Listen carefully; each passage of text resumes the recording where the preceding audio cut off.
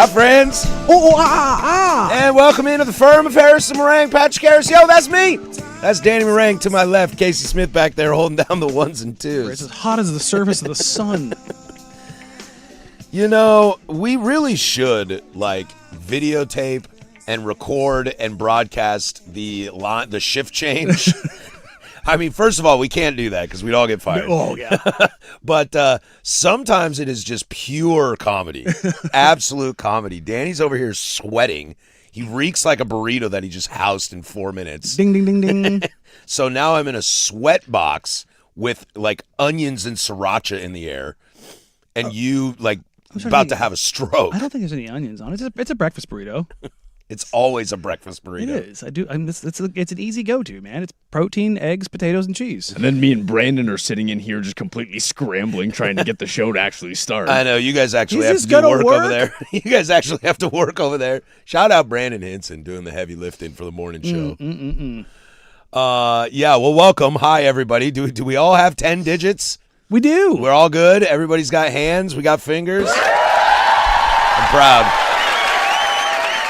I'm like a proud dad right now. It's going to be a good day, Tater. I'm just so happy that you guys all made it successfully. Oh, man. We've reached that portion of the year where, boy, does the sports calendar suck. What do you mean, dude? The sports calendar is amazing. No. Right I'm talking about the daytime. Oh, yeah. It's brutal. I'm scrolling through. I was like, tennis, cricket, tennis, cricket. I'm like, oh, God. Oh, you oh, God, no. And tennis isn't really great until the quarterfinals anyway. Yeah, I'm just like, I don't care. You aren't watching the Grand Prix at Mid-Ohio Race 1 like I am? I told you, dude. I've told you this. So sitting up in the press box for Timbers games before the game starts, F1. And everybody's up there doing their work. They're all watching F1. Yeah. I can't get behind it. I'm not there. I'm not there. I mean, I can do that. I've tried. I think it's just because I don't understand cars. And but see, not here's my the thing. thing. You don't have to though. Like you just it's like anything else. You just slowly start to understand. It's like why does this matter? And those things just kind of keep building. Yeah, I'm out. Then you have some fun with it. I'm out. No? I got tennis on. I'm gonna watch Wimbledon. Yeah, I don't care about tennis. I've tried. I don't begrudge people who do love tennis. It's great. It's awesome. It's cool. It's not my thing. Like I can maybe watch finals when we've got all-time greats in it. Then I'm like, I'll watch a little bit of it. But if it's the women's side and it's always a new winner every single yeah, year, you're dog, just like, I'm out. I'm out. Taylor Fritz versus Alexander Bublik. Kazakhstan versus United States. I've never heard of either of them. Dude, I don't. It's the round of 16, too. Like, I don't care about Michael Bublé. It's not my jam. Bublik from Kazakhstan. Yeah, okay, cool. Kazakhstan, cool. Borat's cousin, I'm out. I can't do today. This is my sister. Yeah, it's like, look, if you want to give me like a Isner, like, what was it? They went eight sets beyond? Is that what it was? You weren't watching 5 hours of tennis. No, I mean, but it was cool to sit there and go, okay, like I tuned in when in the final, 3 games, I think is what it was. Okay. Because it just kept going and going. Wasn't it like 8 hours? I don't remember. It was crazy. Or, when Roddick would at his peak and hitting 150-mile-an-hour serves, I'm like, yeah, I'll tune in and watch that. Serena just whooping on somebody, I'll watch that. Yeah. Well, I've told you I love the Australian Open. But that's because I love late night sports. I mean, Nadal putting in work on the clay. Sure. Like I'm down for that, but it's very, very, very specific things. Now, if somebody were to fly me out to Wimbledon and buy me tickets, would I go? Of course. Yeah, dude, I'd take it in. I might even pay for it myself. I wouldn't. It's like it's nowhere. Like it's you talk about the Australian Open and wanting to go to that would be cool because it's Australia and it's Melbourne. Yeah, if I'm going to Australia, it's going to be when the Australian Open is happening. Yeah, like the French Open, you could talk me into that. It's called Roland Garros. No, it's not. It's the French Open. I mean, over your shoulder right now. Go ahead and take a look. Just having no idea. Oh God, no. Yeah. No, I'm good. Yeah, I'm good, brother. Yeah, I'm gonna watch this commercial. We have handy-capable golf going on right now. There is a man with no arms at a golf tournament, and then there's the lower limb impairment, the adaptive open winner for seeded women. I'm gonna say her golf cart, dope. Dude, that was the most woke you've ever been when explaining something. No, I mean, that could be controversial. I mean. I thought we were playing with fire on that one. Me too, dude. Oh, and then he was like, handy capable. I was like, wow, No, I'm that- so proud of you right now. I mean, that was what was on the screen. Yeah, she's a 2-time champion. Yeah. The GOAT, as they say. She's on like a single person golf cart where it's like a super nice seat that pivots from the like facing forward to like 90 degrees to the right. I missed the name. But I'm like, that's the point that I'm at right now. Like, How do you swing when seated? very carefully, You got extra long club? I would imagine. Yeah. So you kind of, I feel that's a little more baseball than golf. I mean, it is. You're definitely getting the more rotation. I wonder, does the seat also swivel with the swing? Ooh, I mean, you would think, right? Like your hips? Yeah. I mean, even if the hips don't work, Well, now I have questions. I kind of want to see how this happens. Well, Annie you- Hayes is her name, a U.S. Adaptive Open competitor and a member of the Berkshire Hills Country Club. There you Well, go. you need to know how this works because eventually when your hips completely go, Oh, that's going to be you. Come on, we're going robot legs or exosuit. We know where this is going. Robot legs. The blades. Mm-hmm. Do we need to do this Oscar Pistorius thing again? Pretty much. But I need like full length blades from the toes up. Toes all the way to hips? Yeah. Like out of Kingsman. Yes. Yeah. What's her name? Sophia. Oh God, it starts with a B. Because I remember she's like a Butella. Butella. Or Yeah. Butea. Yeah. She's like a dancer or something like that. Which is like if you watch that movie, the way she moves, like flips and stuff like that, you're like, oh, okay, that makes sense. But yeah, no, give me sword legs. I'd be cool with that. Alexander Bublik is walking out, and let me tell you what, he does not look like Michael Bublé. No, he's God. What? That's the. He looked like he had like an Amish beard going on. Yeah, there's a lot going on there. Like when you grow you have your chin line and you just grow below that. Dude, that is such a bold move. the Borat. Is that no? Borat's like he's got a goatee. That's true, but I mean the beard. Didn't he have it further down? I'm not sure, but this is like literally I shave everything from the jawline up It's a neck beard. instead of the jawline Yeah. down. It's a move.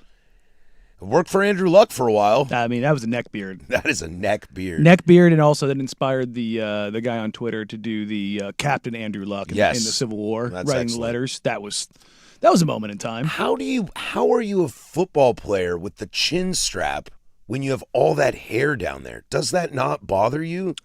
I'm itching just thinking about it. I mean, chin straps are not comfortable to begin with, but even the nice ones. But even then, you just kind of deal with it. I will say though, the difference of like, I'd rather have facial hair in the chin strap than not, because otherwise it can slide around. Yeah, when it gets sweaty too, then it just starts to move. Move and- around, yeah. Yeah. Little bit of grip Uncomfortable. from the facial hair is a good move. It is a good move. Unless you want to, who was the quarterback? Was it Peyton? Yeah, Peyton used to wear it stupid tight. He would take it off and you see the impression of the helmet and the chin strap. Well, that's because he also has a forehead that lands like B-52 Well, I know, but like, bombers. there's guys that they wear their helmets so freaking tight, man. It like cuts off the blood flow to their face. Is that better for concussions or worse? I would imagine better. Just like Keeps everything tight in there. Well, I remember Rodgers. His was like sideways on his face. When Eli had the giant one, I just felt like his head was just like rattling around in there. Well, I mean, that's that family. They got big domes. Huge domes. That's- it's not even domes, it's foreheads. Eli at least has a little bit more hair, more of a hairline to kind of hide it. And that's crazy. Like Peyton's not really losing his hair per se. It's It just just starts way further way back. further back. Yeah. It's a lot of head.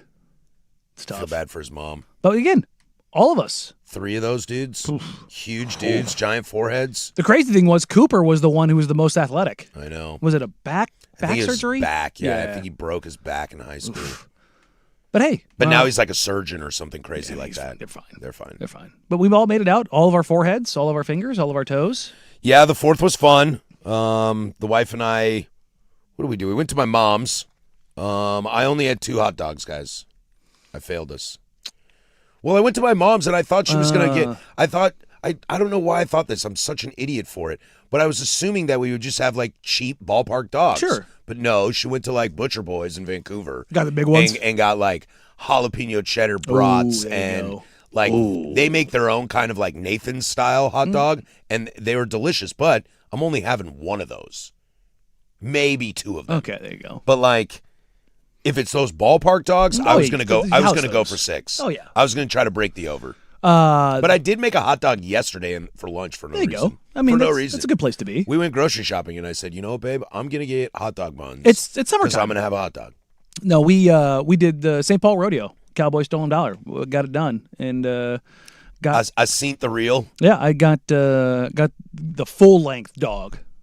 So we only went for one. So it's like 2 dogs in one. Well, it's huge. Yeah, it's I saw the picture. yeah, I showed you. Yeah, it's giant. It's a big dog. The The only full thing was, boing boing. oh yeah, It's a huge wiener. it's a dude. huge wiener, big one. giant glizzy. But disappointingly, no peppers were available. So we just went ketchup, mustard, relish. I know my mom put out all the accoutrements, The fixins? for stuff, and I was like, oh, because like she believes in the cream cheese. Yeah, I Like, can't. I do the Seattle dog. I'm picking up what you're putting down, but it's not my jam. My sister-in-law also made one as well. She lives in Seattle, so I was like, Okay. high five. And but I was like, oh, you know what would really make this? Because then some people could try it and have it. Because there was like pickled jalapenos, but it was like we need some sport peppers in here. Yes. And the amount of looks I got, what is a sport pepper? It's so I think someone disappointing. looked at me and was like, why is everything sports with you? And I was like, oh no. You become that guy. I was like, no, peppers have nothing to do with sports. They're called sport peppers. Yeah, Well, I got after some sport peppers this Sure weekend. you did. Did you? Oh, yeah. There you go. A whole lot of them. And when you live in unincorporated Vancouver, dude, that S is like Normandy in 1942. Dude, It is nuts. It is absolute chaos. we came home from the rodeo. I want to say about 11:30, and the German Shepherd looked like a World War II veteran. He was not doing well. We drugged him before we left, but we had to give him another one. There was a point in time as we're putting stuff away, and we're like, man, I haven't seen Jasper for a while, and he has a propensity to get into the bathtub. And it had been probably like 20 minutes, and we hadn't heard anything from him. He had been hiding in the bathroom. We had put his bed in there just so we could feel comfortable. I would go in there and go to find him. He's got his front paws in the bathtub, back legs there, and he's probably been there not moving, frozen solid for 20 minutes. And we're like, bro, you big dummy. Like, what are you doing? What? Like, did the drugs kick in and you just got so high that you were just stuck halfway in the bathtub? My cat, when you go up the stairs, there's like that little lip, and there's like a strip of carpet in the center, and then it's like wood on the Oh, sides. okay, yeah. My cat, last night, somebody was lighting off some fireworks, and she is a notorious hider, and she has her spots. She was like nuzzled in under that thing, just on the ground, not moving. Oh, really? And I was like, oh, dang, girl, you are scared. I'll tell you what, if you want to know the signs of the economy, this will show you the signs of the economy. The 3 days leading up to the 4th of July, I heard no fireworks in my Dude, neighborhood. it was quiet. It was sparse. We gave him a pill the night before just because we figured that, and there was. Sure, Friday night. Yeah. You would think Friday night, I got some extras. But no. And then Saturday was an absolute war zone in my neighborhood. So I know people had stuff. But they probably were like, oh, I don't got the extra money this You gotta year for save the it. Friday night show, the night before show. I got a buddy who's a fire chief. I saw him at church Sunday morning. I was like, hey, how's it going? You doing okay? He goes, it's going to be a long day, boss. I was like, how's it been so far? He's like, we see 4th of July on the weekend, and we're just like, here we go. I think I'm going to have a hot dog when I get home. I like that. I got some in the fridge. I got some nice Teton sausages from Ooh. Teton Dogs from Costco. I like those. I need to get some buns. I got nothing accomplished this weekend because we had a wedding last night, church in the morning, St. Paul Rodeo for the majority of the day on Saturday. Took Tiff to Top Golf, and I think I've turned her into a psychopathic golfer. So I've got that going for me now. You got more done this weekend than I did. I've just been drinking for 5 days and watching footy. See, we did stuff, but like we just did not the normal things that we need to do, like go shopping, meal prep, like all the things we usually do on the weekend. I'm like, well, looks like I've got a day to get everything done. The wife goes out of town on Thursday, guys. Buckle up. Oh God, Buckle up. For like 10 days. how are you gonna live? Only because I have obligations. Frozen meals? Yes. TJ's is on my list Thursday after work. So we're going to have to make sure that his fridge is stocked so he doesn't have to go anywhere after 5 o'clock. Yeah, because it ain't going to be legal to go anywhere after 5 o'clock for me. Oh, Kali, we've got a great show for you today.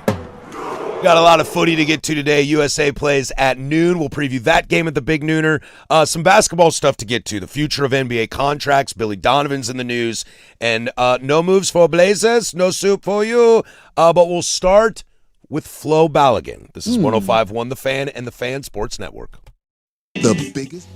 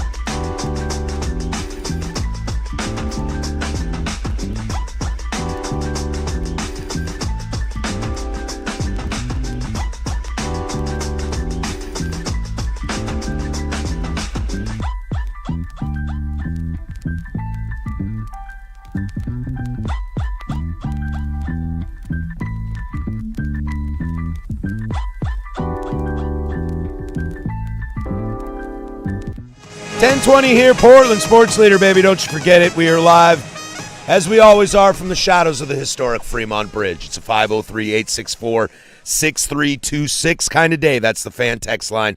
She'll let you interact with us throughout the entire day. You can also join us over on YouTube. 105.1 The Fan is the channel. Like, subscribe, jump in the chat. Be nice to each other over there. No, Rufio informed me that he's not in the chat this week, so you guys are going to have to mind your own P's and Q's. Our unofficial moderator of the YouTube chats. A lot to get to today. There is some basketball stuff to discuss. There is some baseball to discuss. But we start here, Danny, with probably the biggest story in the sports world right now, and that is the suspension of the suspension of suspensions. Flo Balogun will not be missing tonight's game. At least I should say he is available for Mauricio Pochettino and USA's game tonight. And we'll talk about the game, maybe later on today, or we can get into it here too. Doesn't matter to me. The suspension being suspended, for lack of better terms, I'm going to go ahead and say it. I think it is one of the most egregious things I've ever seen in sports. The actual suspension? No.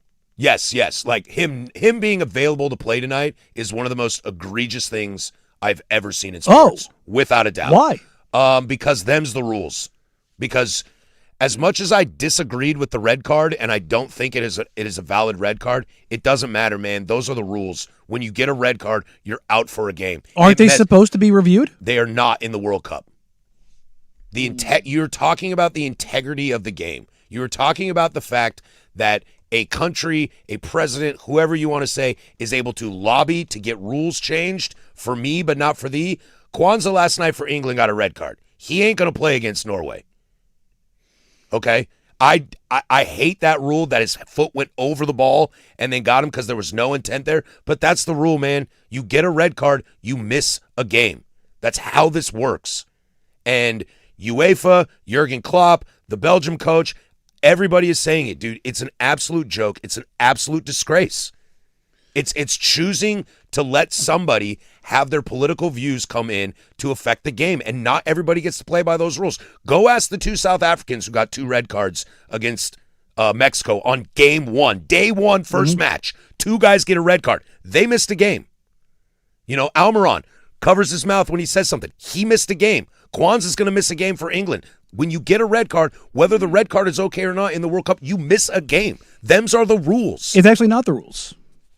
According to this, on rare occasions, FIFA's judicial bodies can intervene to lift a suspension or defer it if there is an issue with how the match protocols were applied. Of course they can. But the thing went to VAR. So a group of people looked at reviews and they decided it's a red card. Do I agree? No, I don't think it's a red card. I think it's a really, really harsh red card. However, when you get a red card, you miss a game.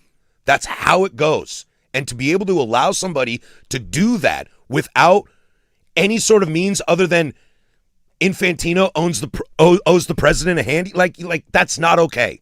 That's not okay. I'm okay with it. Is King Charles going to get on the phone and say, I think Kwanzaa should play and you should do this for me? Okay, no. Of all the reds that have been handed out, have any of them been as questionable as Balogun's? No. Okay, that's where the standing comes in.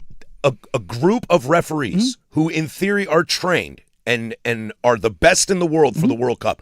They stopped the game, collected themselves, and said, we think there's something there, ref. You should go look at it. He went and looked at it, and it is dangerous play. It is not intentional, but it is dangerous play. I hated the red card because I don't think he meant to at all. I think it's bad luck. However, the red card's a red card, man. You miss a game. And when you start messing around with this stuff, dude, I'm telling you, it's the integrity of the game. It's a joke. I think the integrity of the game is actually getting it right, because we see these in the NBA where technicals get rescinded, ejections get rescinded and turned in from double technicals to technicals and things of that nature. Like those, they happen, and it's done in the same manner in the NBA. You go to the review and you've got the review ref in Secaucus, and they can do it there. And then what ends up happening? They go and they review it over the night, and they roll it back. Here's the only reason I'm okay with it, and that's because it's USA. It's because of the quality of the red card. That's where the grounds are for me. It's like I don't before this happened, before it was overturned, non-Americans were all saying the same thing. That's not a red card. I agree, but now what do the optics tell you? See, that's the thing. It's not a red card. We've been big on optics on this show, but what's the deciding factor that makes it not the red card? that it wasn't a red card to begin with. No, it's not. No, it's that we're tugging on a string and we're pulling a lever that we probably shouldn't be pulled. USA, And and that's my problem. If FIFA had a governing body that looked at it and said, we don't think that was a red card, they should have come out with that the day it happens. I but agree. when politicians you're right. get involved, it's we're a laughing stock in front of the world again. FIFA is one of the most corrupt organizations. I say this all the time. They are more corrupt than South American and African countries. No. Like They're more corrupt than like Russia. No, when it comes to like actual organizations, businesses, whatever you want to conglomerates, it's them and the Olympic Committee. Like those are the two most corrupt organizations I think in the world when we're talking about people who operate in broad daylight. But now we get to live in a world where I get to be corrupt in broad daylight, and that S has to stop. I'm okay with it here. Well, I'm sure you are. I'm sure you are. And I know like a lot of modern day... I'm joking, but it's also, again, if this was a red card where everybody was like, it's a red. But it is a red. But no, you know what I'm saying. Like if everybody was looking at unanimously, this, like Kwanzaa last night's a red. It's a red. That's like, a red. You can sit there and you be mad about it and it sucks, but it's like, yeah, you can't. Like if you're gonna overturn one, this is kind of the grounds for it. It's just how they went about it. Oh no, optics suck. There's no doubt about it. This isn't an anti-Trump thing. Yes, Yeah. okay. There's no secret on this show. I'm not a big fan of El Presidente. It's politics getting involved in sports. If FIFA made this call on their own, I'm okay with it. But it's the fact that enough outcry, enough you owe me a favor, and now we're going to do this is just a lot of bullshit to me. And I think it like I said, it affects the integrity of the game. Okay? I do. It's like Pete Rose. Is Pete Rose one of the best hitters of all time? Yes. Damn right he is. But he's affecting the integrity of the game, and you can't do that. I'm not willing to go that far on it. I don't think it necessarily impacts the integrity of the game because there's no integrity in the sport to begin with. I think there's a little bit of pretend there. Not just you, but I mean in general, just FIFA is as corrupt as it gets. And I'm not saying that as an excuse. I just don't think there's a ton of integrity in it to begin with. But beyond that, looking at this, on the flip side, I do enjoy that Belgium's like, we're going to get lawyers. And it's like, cool, dude. You got 6 hours, buddy. Not only that, like, we invented this game. And I'm not talking about soccer. I'm talking about the litigious nature of sports. Like, you really want to go against that?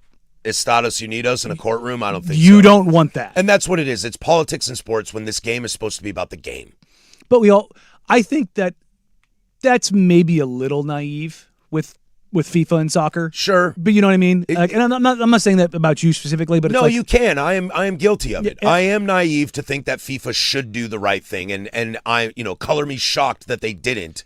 But I'm allowed to be mad about it, and I am mad about it. Here's where the integrity of the game might actually be improved. I'll take the other side of this in the sense of, what if this does open the door to reviewing red cards after matches? I think it should. If that's the process, I'm okay with it. That's where I look at this. I go, hey, maybe when there's red cards and we look at it, like, what's his name, covering his face. Like, you're not reviewing that.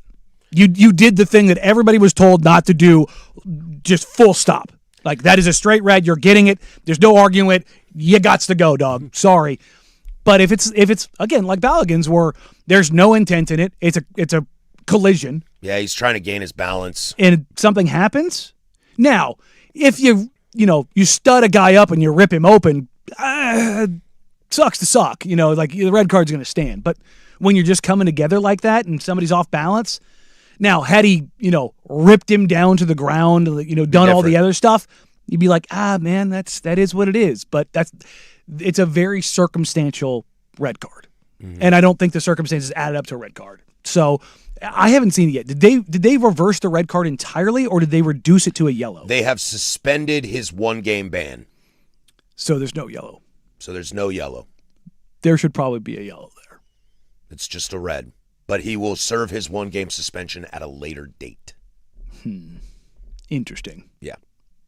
See, that's the other part of this. Like, suspend the red entirely, make it a yellow, and he's playing on a yellow tonight. And if he picks up a yellow tonight, I might enjoy those optics better. You know what I mean? Like, I might have enjoyed you pick up a those yellow optics tonight, better. you're gone next round. They move it from a red to a yellow. I get that, but just saying, we'll have you serve your 1-game suspension at a later date. Optics don't like that.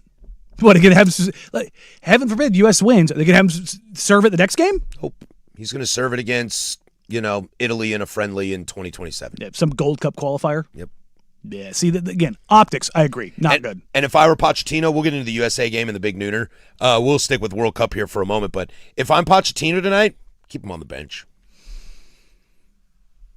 Why not? Why not? Because you need him. Prove a point. I think USA wins without him. Oh, that's spicy. I'm pretty hot on USA right now. Okay. A little high on your own supply? Dude, I'm high on life right now. Am I high right now? Probably. It's the hot dogs.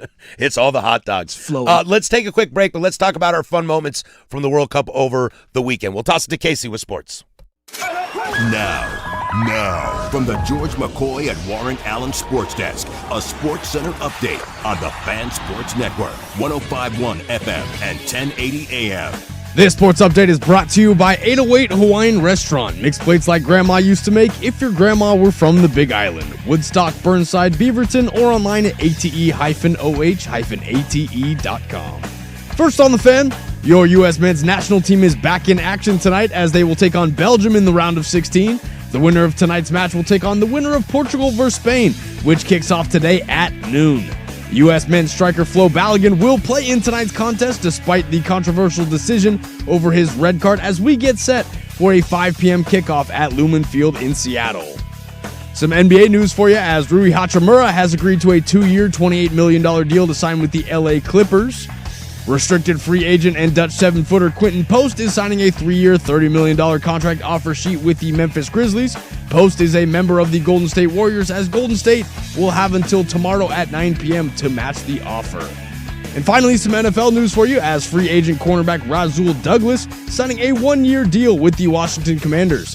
Douglas played 15 games last season with the Miami Dolphins as he will sign with Washington on a $3.8 million deal. And for more sports scores and stories in 30 minutes, I'm Lowercase from the George McCoy at Warren Allen Sports Desk. Hurt, missing work, insurance companies acting like jerks. Don't call your mom, call George McCoy at warrenallen.com. The Fan is live on YouTube.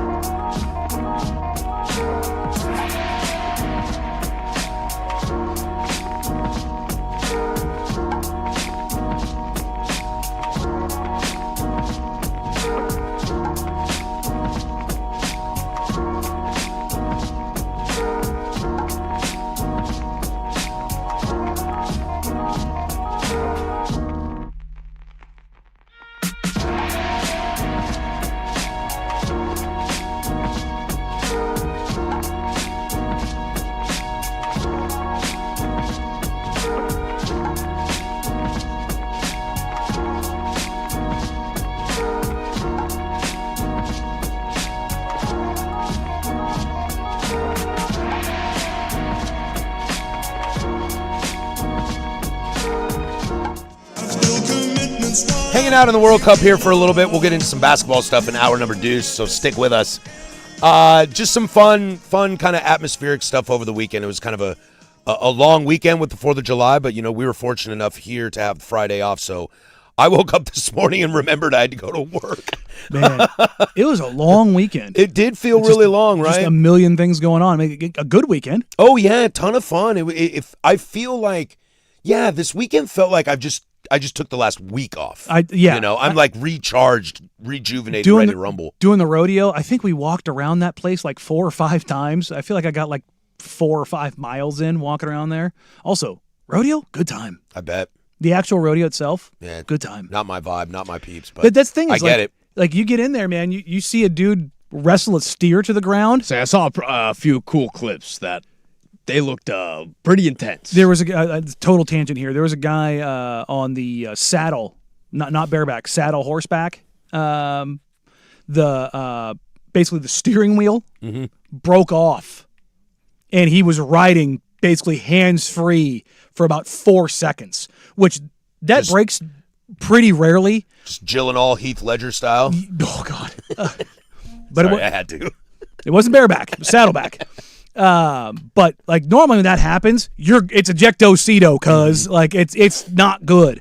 Dude ended up riding it out, and they do like the post ride interview for somebody who does something crazy, and he's like, "Yeah, I've never had that happen." That's the thing about the rodeo guys. Let me tell you, men of many words. No, not at all. It's just like, yeah. He was like, there's a lot of that. Double horseshoe. Yeah, there's a lot of guys named Colt. Yes. The cowboy names were like, that's Central Casting from Yellowstone. Yeah, Dusty out there. Oh, dude, it was so great. Just the number of cowboy names. There's a lot of Sloans out there for the women. I was like, oh yeah, this is perfect. But guy gets up there, he's like, the host is like, I've never seen somebody keep that going. He's like, yeah, no, horse had a real low center of gravity, so it made it easy. And okay. All right. I was like, so something that happens like 1 out of every million rides happens. You're just like, that's it, huh? Well, I can find a good time in anything. Remember, I had a great time at Army Navy. Yeah. And I was like, and you didn't think you were going to. Like, oh, God, and you got caught up. That's the thing. The rodeo, man, when it gets going, somebody gets tossed off a bull. And you're like, ooh, one guy did a backflip off and just missed getting kicked. Again, you're just watching those feet bounce up and down thinking that, where's the gonna land? That 1,500-pound animal, it's just pure testosterone and muscle. Oh, God. Yeah, dude, it's fun, man. It's a good time, but soccer really hard. Really, really hard. I went to my haunt yesterday to watch England-Mexico. And the place ends up getting super full because it's overflow from Prost. Mm-hmm. So Prost is so busy last night on the corner of Skidmore and Mississippi that like people are out in the streets and it's blocking traffic. You could hear when Mexico scored. Mm-hmm. You could hear Prost 4 blocks away. That sounds about right. We were at a wedding last night. Joe Simons, it was his wedding. Joe, my new best friend, Joe Simons. So. Jeremiah Coughlin, friend of the show. Yeah. Jeremiah and I and his wife and my fiance were also sitting at a table together. Jeremiah's got his phone up for England Mexico, and downstairs in the venue we were at was a watch party, and his feed was a Fubo feed, so we were 20 seconds behind, and so we hear downstairs over and over and over again, and we're like, all right, something happened. Something happened. So it's 2-0 in the England game. We'll talk about games, but I just want to talk about environment here for a moment. It's 2-0 in the England game. And then I'm in this bar, and there's actually more Mexicans than English fans in this bar. Naturally. We're in Estados Unidos. And this girl in the back, I hear her go, wow, wow, wow. And Mexico's about to take a free kick on the TV. And I turn to my buddy and I go, I think Mexico just scored. 2 seconds later, boom, he scores, and the place erupts. And everybody looked back at this girl and was like, put your phone away, darling. Mm-hmm. Can't be doing that. Can't be doing that. Can't be doing that. Now, again, we were in a wedding upstairs, so we couldn't go downstairs and tell the 100 people that were in the venue watching. Again, mostly Mexico supporters. But, yeah, it was anytime something happened, we got a loud roar. They eventually closed the doors just because it was getting a little loud. Yeah, you start to get to the point in the tournament, too, where when teams lose, you start feeling really bad for their fan bases. Like, I do not root for Mexico. Mexico is, let's pretend I'm an Oregon Duck fan, which you guys love to tell me I am. Mexico is UW. Yeah. Like, I'm not rooting for Mexico. No. They're my rival. I love them as humans. You know, I'm sure if I'm being operated and the anesthesiologist went to UW, I'm not going to be like, sorry, bro. Yeah. Huck the Fuskies, Yeah. go Cougs. Like, I'm not going to do that. Like, you went to really good basketball Yeah, school. yeah. Appreciate you. Thank you for saving my life here, buddy. I love you. But you see the Mexican fans last night at Estadio Azteca, and they're heartbroken. Yeah, The Cabo Verde fans, they're heartbroken. I think the Mexico fans, it's on home soil. I know, it's brutal, dude. Did you see England had 15 different hotel reservations to try to throw off the Mexico crowd? They still found where they were at. Still found him. All night long. I mean, Love that. I mean, at that point, you just sleep with earplugs in, right? It is funny, like the psyops that these teams are doing to keep the Mexico fans when they're playing in Mexico away from their hotels. Like, they're gonna find you, man. Because They are. Well, here's what's gonna happen. Somebody at the front desk. It's not gonna be like the higher ups, but the bellhop's gonna be like, "That's Harry Kane." See, and somebody, especially in Mexico. Yeah. The concierge is like, Yeah. oh, I found him. Found him. we got a location on Harry Kane. We're good. It means too much. Yeah. It means too much to everybody. And like in reference, I heard somebody say like, well, that's cheating. They shouldn't be doing that. That's where I differ from the Flo Balogun stuff. It's like those are rules. There are no rules that say you can't be up at 3 a.m. lighting fireworks off outside a team hotel. Go watch soccer in Spain, guys. Yeah. Actually, go watch basketball in a Balkan nation. Holy crap! That's what I was going to say. Go watch Latvian basketball. Oof. Dude, think about like the Knicks and Spurs series. What was going on in the streets between fans? Again, for anybody who has not seen it, I don't even think we The talked Spurs about guy? it. The Spurs guy who was built like a truck. I've seen guys who want smoke. This dude was being surrounded by hundreds of people, and anybody who came within arm's reach was catching hands. And the dude just kept going. He wanted to smoke. And he was like, if anybody wants to stand with me, come on. And the cops escorted him outside, and a guy tried to sneak punch him again. He turned around and laid a dude out, and the guy tried to sneak him again. He laid him out, and he just stood up there like freaking gladiator, like, are you not entertained? I was like, that is a man who is equal opportunity hands. Just look, this is the things that come out of these kind of things. Here's the other part. When it matters, it's when you got juice on the line, dude. Mexico's still standing, though. Mexico's still standing. I made the joke before the game started because it had the hour weather delay. Oh, dude. And I turned to my buddy and I was like, what's the worst case scenario? Mexico wins or Mexico loses? Like, is it one of those things like no matter what happens, we riot? It's Philadelphia. Is this when Vancouver lost the Stanley Cup in Game 7 and still they were like, screw it, we're going to riot We're anyway. going to burn it down anyways. We had already planned on this couch in the middle of Granville Street. I just want the documentary of what it was like getting the English players out of the stadium Oh, yeah, dude. afterwards. Well, everyone except for Jordan Henderson. Yikes. That's my captain. Yes, I it have is. his jersey at home. I have a Liverpool Jordan Henderson jersey. 0 minutes, a yellow, and a broken arm. Yeah, for those that don't know, he tried to hop over the little 3-foot-high digital scoreboard, and he lost his handle on the edge and came down and broke his wrist. And I don't know who was standing next to him, but one of the English players instantly was like, yo, Will, I can see this guy's bone. Yeah, get over here. It's folded. This guy needs help. Just brutal. My favorite thing to come out of this so far, though, is Norway. Even now, that makes us. If you guys did not see the end of the match when Norway is celebrating after beating Brazil, the entire Norwegian team sits down facing their fans. And there's 30,000 Norwegian fans. And Erling Haaland goes over there, grabs those drumsticks, and the whole damn crowd and rowing together. It is something, man. There is just something about that. I can't explain it other than every time I hear it, the hair stands up because it makes me think back, what was that like to be in northern England in the 1200s and that was actually rowing at you and it's a ship full of Erling Haalands getting off it and you're a bunch of 5'6" Englishmen. You just see these Beans on toast. just 6'5" freaks getting off whatever that channel is that goes between the the Nordic nations in England, and those are the dudes that get off the ship. Like that's because they all look like him. They all look like him. It's just except terrifying. for tiny little Martin Odegaard. Yeah, but I mean, look at that whole team. It's loaded with dudes that are just massive. Let's get into Erling Haaland and the studs that are in the World Cup. Great weekend of action, and boy, have the stars been on parade. More World Cup here. 105.1 The Fan. The Fan.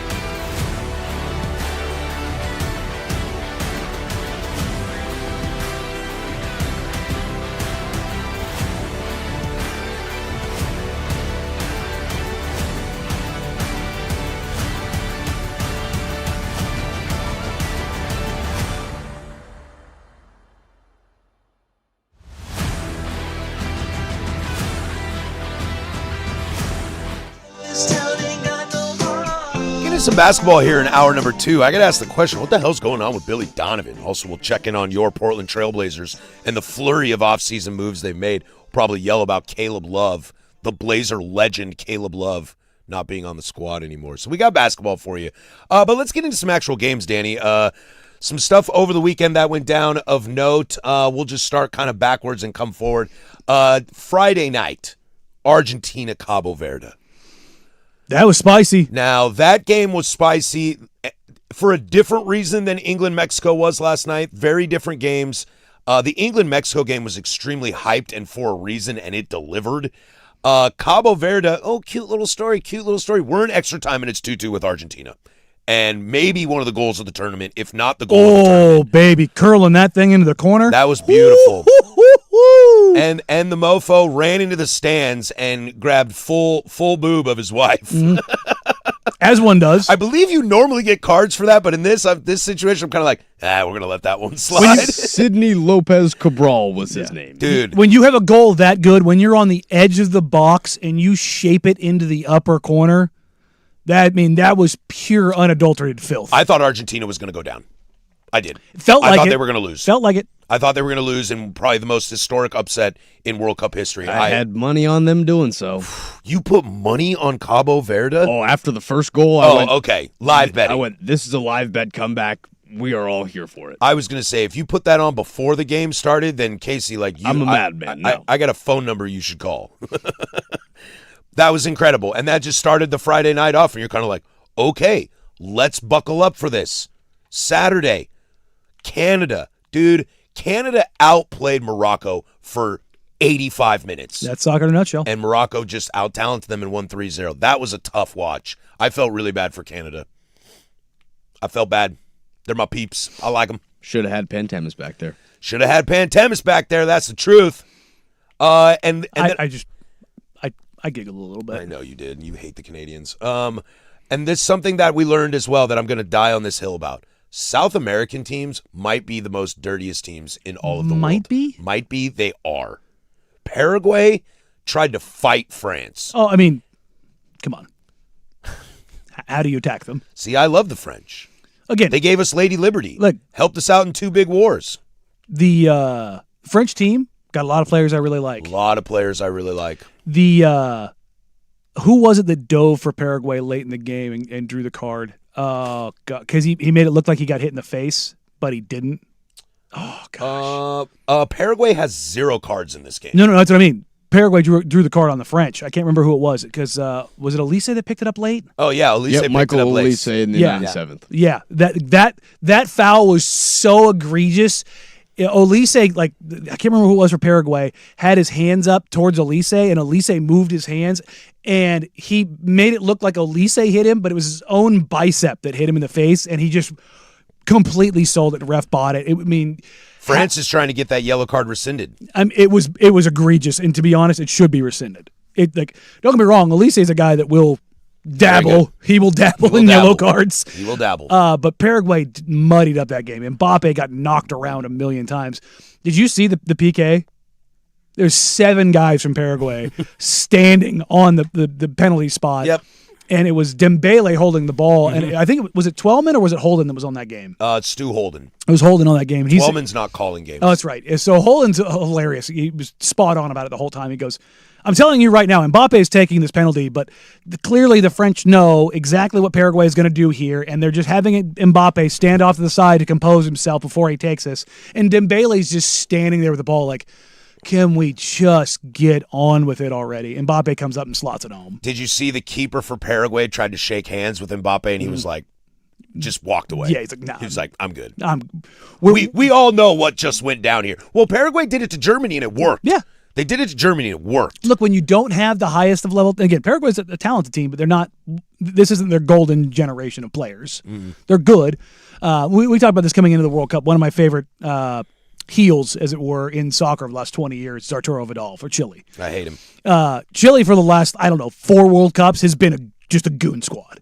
They're talented, but if you know when you go in and play them, they are going to hit you, and it's not in the physical sense. It's in the dirty sense. Like that's how South America plays, man. Like especially in these kind of matches where they Central know America can play that way a little bit too. Mexico dabbled in it a little bit last They dabble, but South America, if they don't have the talent, Uruguay. They don't. Yeah, I mean they don't hold back. Colombia used to do the same thing. Like you just kind of look at that, and to their credit, they know it's all bets are off. Mm-hmm. Like whatever we have to do, we will do it, and I kind of like that about them. And then yesterday was the day of days as Brazil falls to Norway 2-1. England beats Mexico 3-2. Both games were as promised. They were absolutely amazing. But the real story for me, Erling Haaland touched the ball 26 times and scored 2 goals. In this World Cup, 10 minutes. He is averaging 13 touches per goal. For those that don't understand the concept of that, there's two parts of that. Number one, he's not touching the ball that much. No, he's a true striker. He's like a when you true dyed-in-the-wool number 9. Sprague and I were kind of texting about this, talking about like who's your fighter if you could choose the Golden Boot winner between Mbappe, Messi, and Haaland. And the thing is the way France and Argentina and Real Madrid and Inter Miami work is those guys are creators. Yes. They have the ball a lot. Haaland is a pure striker. He's Zlatan. You give me the ball and I'm going to score. And that's what he did. And look, Brazil were exposed. I thought this before the tournament. I didn't think they were very good. I think they lack midfield creation. They played a ton of ISO ball. They also aren't big. They aren't big. They said, we're going to let Vinny dribble the ball around and try to score a goal. We're going to let, Bruno dribble the ball around and try to score a goal. And that's just not sustainable. And Japan looked at Brazil, saw them stars on the chest, and got scared. And that's why they fell to Brazil. Norway was never scared in that game. Never. I think 5 minutes into that game, Norway looked around and said, we can do this. And Erling Haaland was absolutely incredible.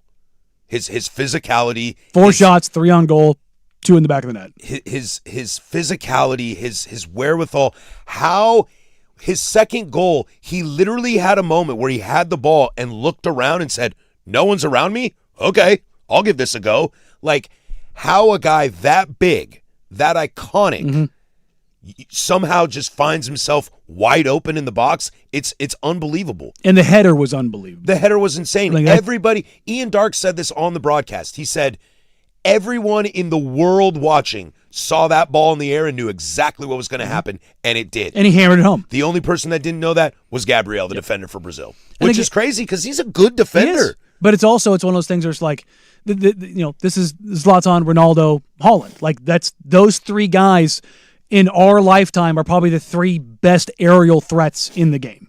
Like, Yes. When you're talking about guys who Harry's pretty good. He's pretty good, but he's not those 3. Nor is he as big as those 3.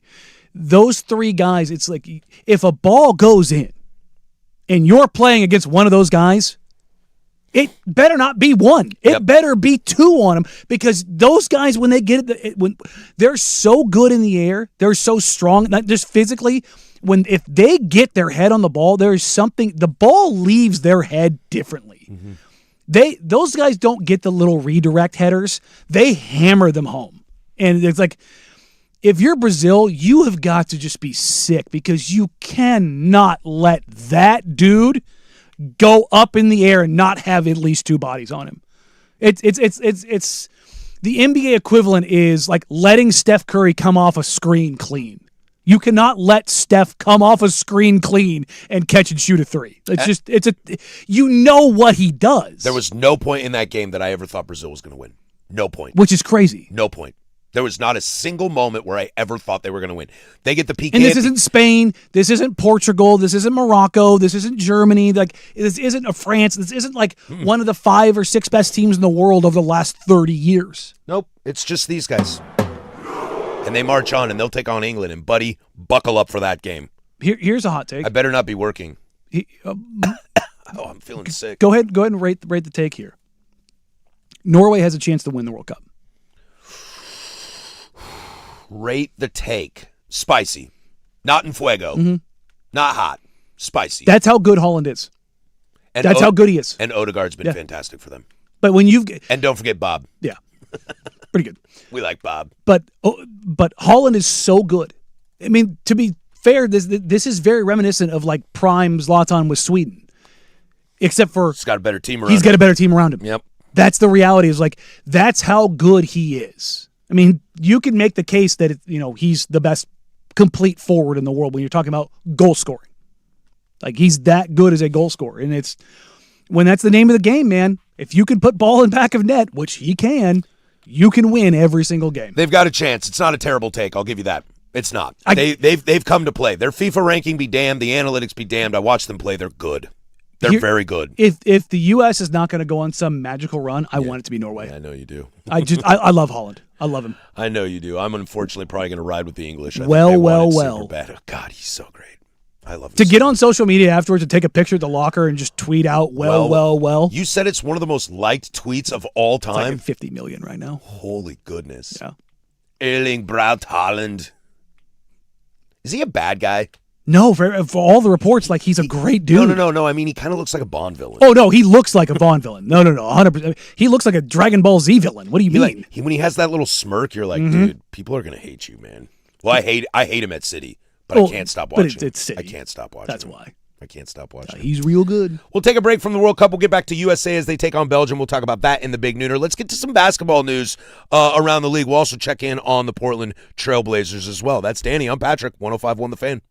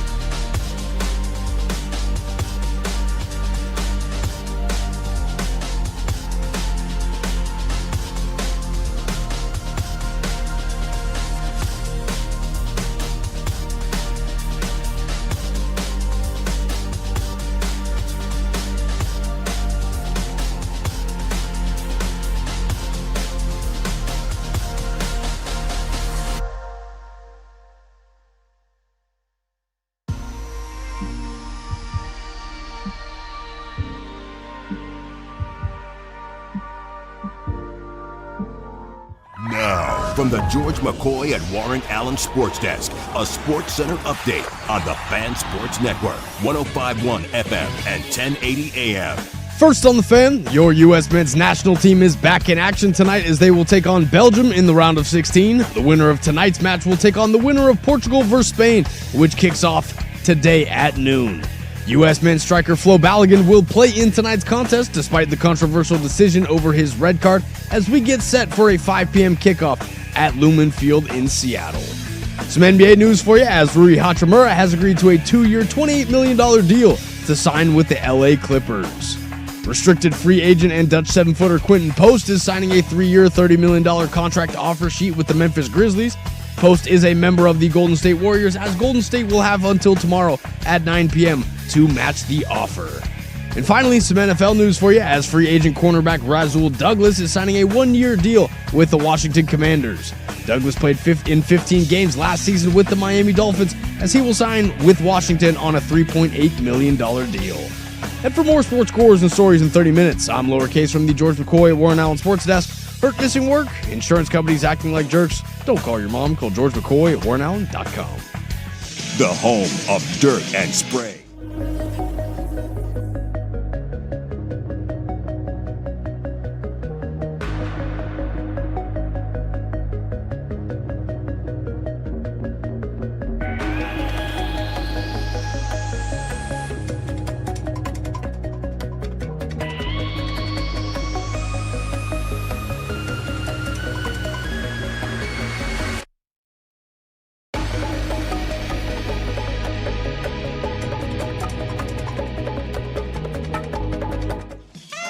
All right, hour number deuce here. If you're missing the first hour, you can download that, The Fan Podcast, 1051thefan.com, the Odyssey app, wherever you get your podcasts. If you miss my guy, Jake Zivin, on Dirt and Sprague this morning, you can go back and check that out wherever you get your pods. Casey will have the first hour of this show up, probably about 10 minutes, 15 minutes or so. So be patient on that. You can always rewind or fast forward, except for in the future on the Odyssey app. We'll hang out in basketball here this hour, plus web gems at the end of this hour.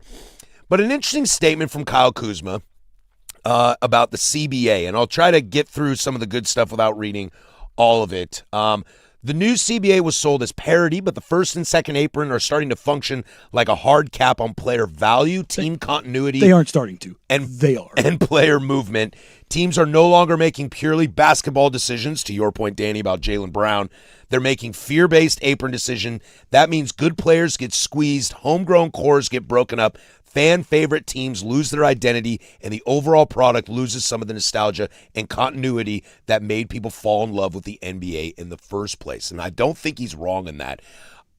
I saw somebody made a comment or somebody made a post on Reddit the other day in the NBA sub that was talking about how there is no value for good players anymore. It's either max deals, low-balled contracts, or rookie scale. Mm-hmm. And that's a dangerous place to live in the NBA.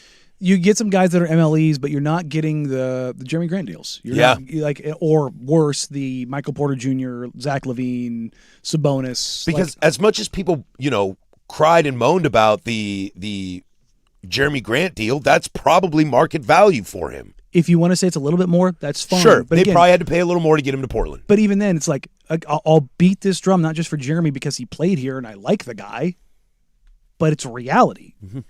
You know what? Let's do this. I hate doing these live, but I'm going to do one live for you real quick. Okay. Because this illustrates scarcity and why things are the way they are at times. Take Anthony Simons. He signs the 2-year, $12 million deal. What ended up happening was he got kind of that middle tier deal previously, right? A lot of people hated it in this town. I think we were just worried about small guards again, and is Ant really going to be the future? There was a lot of debate around that, but it was probably a little more than market value, but around market value. More than I want to pay, but someone was going to pay him that. Nothing criminal, right?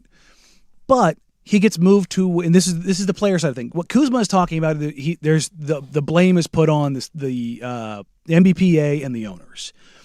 There's also some blame for players, because you know what players are going to want to do if the option is take less or go to another team and make more? Where are they going to go? They're going to go to another team and make more. And I don't begrudge them one bit. No, we are fully on board with people getting their bag. 100%. So I'm going to do this real quick. I'm going to put a little filter on this. Go player, 3-point percentage. We'll make it greater than 38. Okay. There we go. Let me run this filter. It'll take me a minute. But the scarcity mindset of production, and it becomes a sliding scale. There's a lot to this. Again, like if you say Jokic or Wemby are the best player, actually, sure. I always go with Jokic because he's got a veteran contract.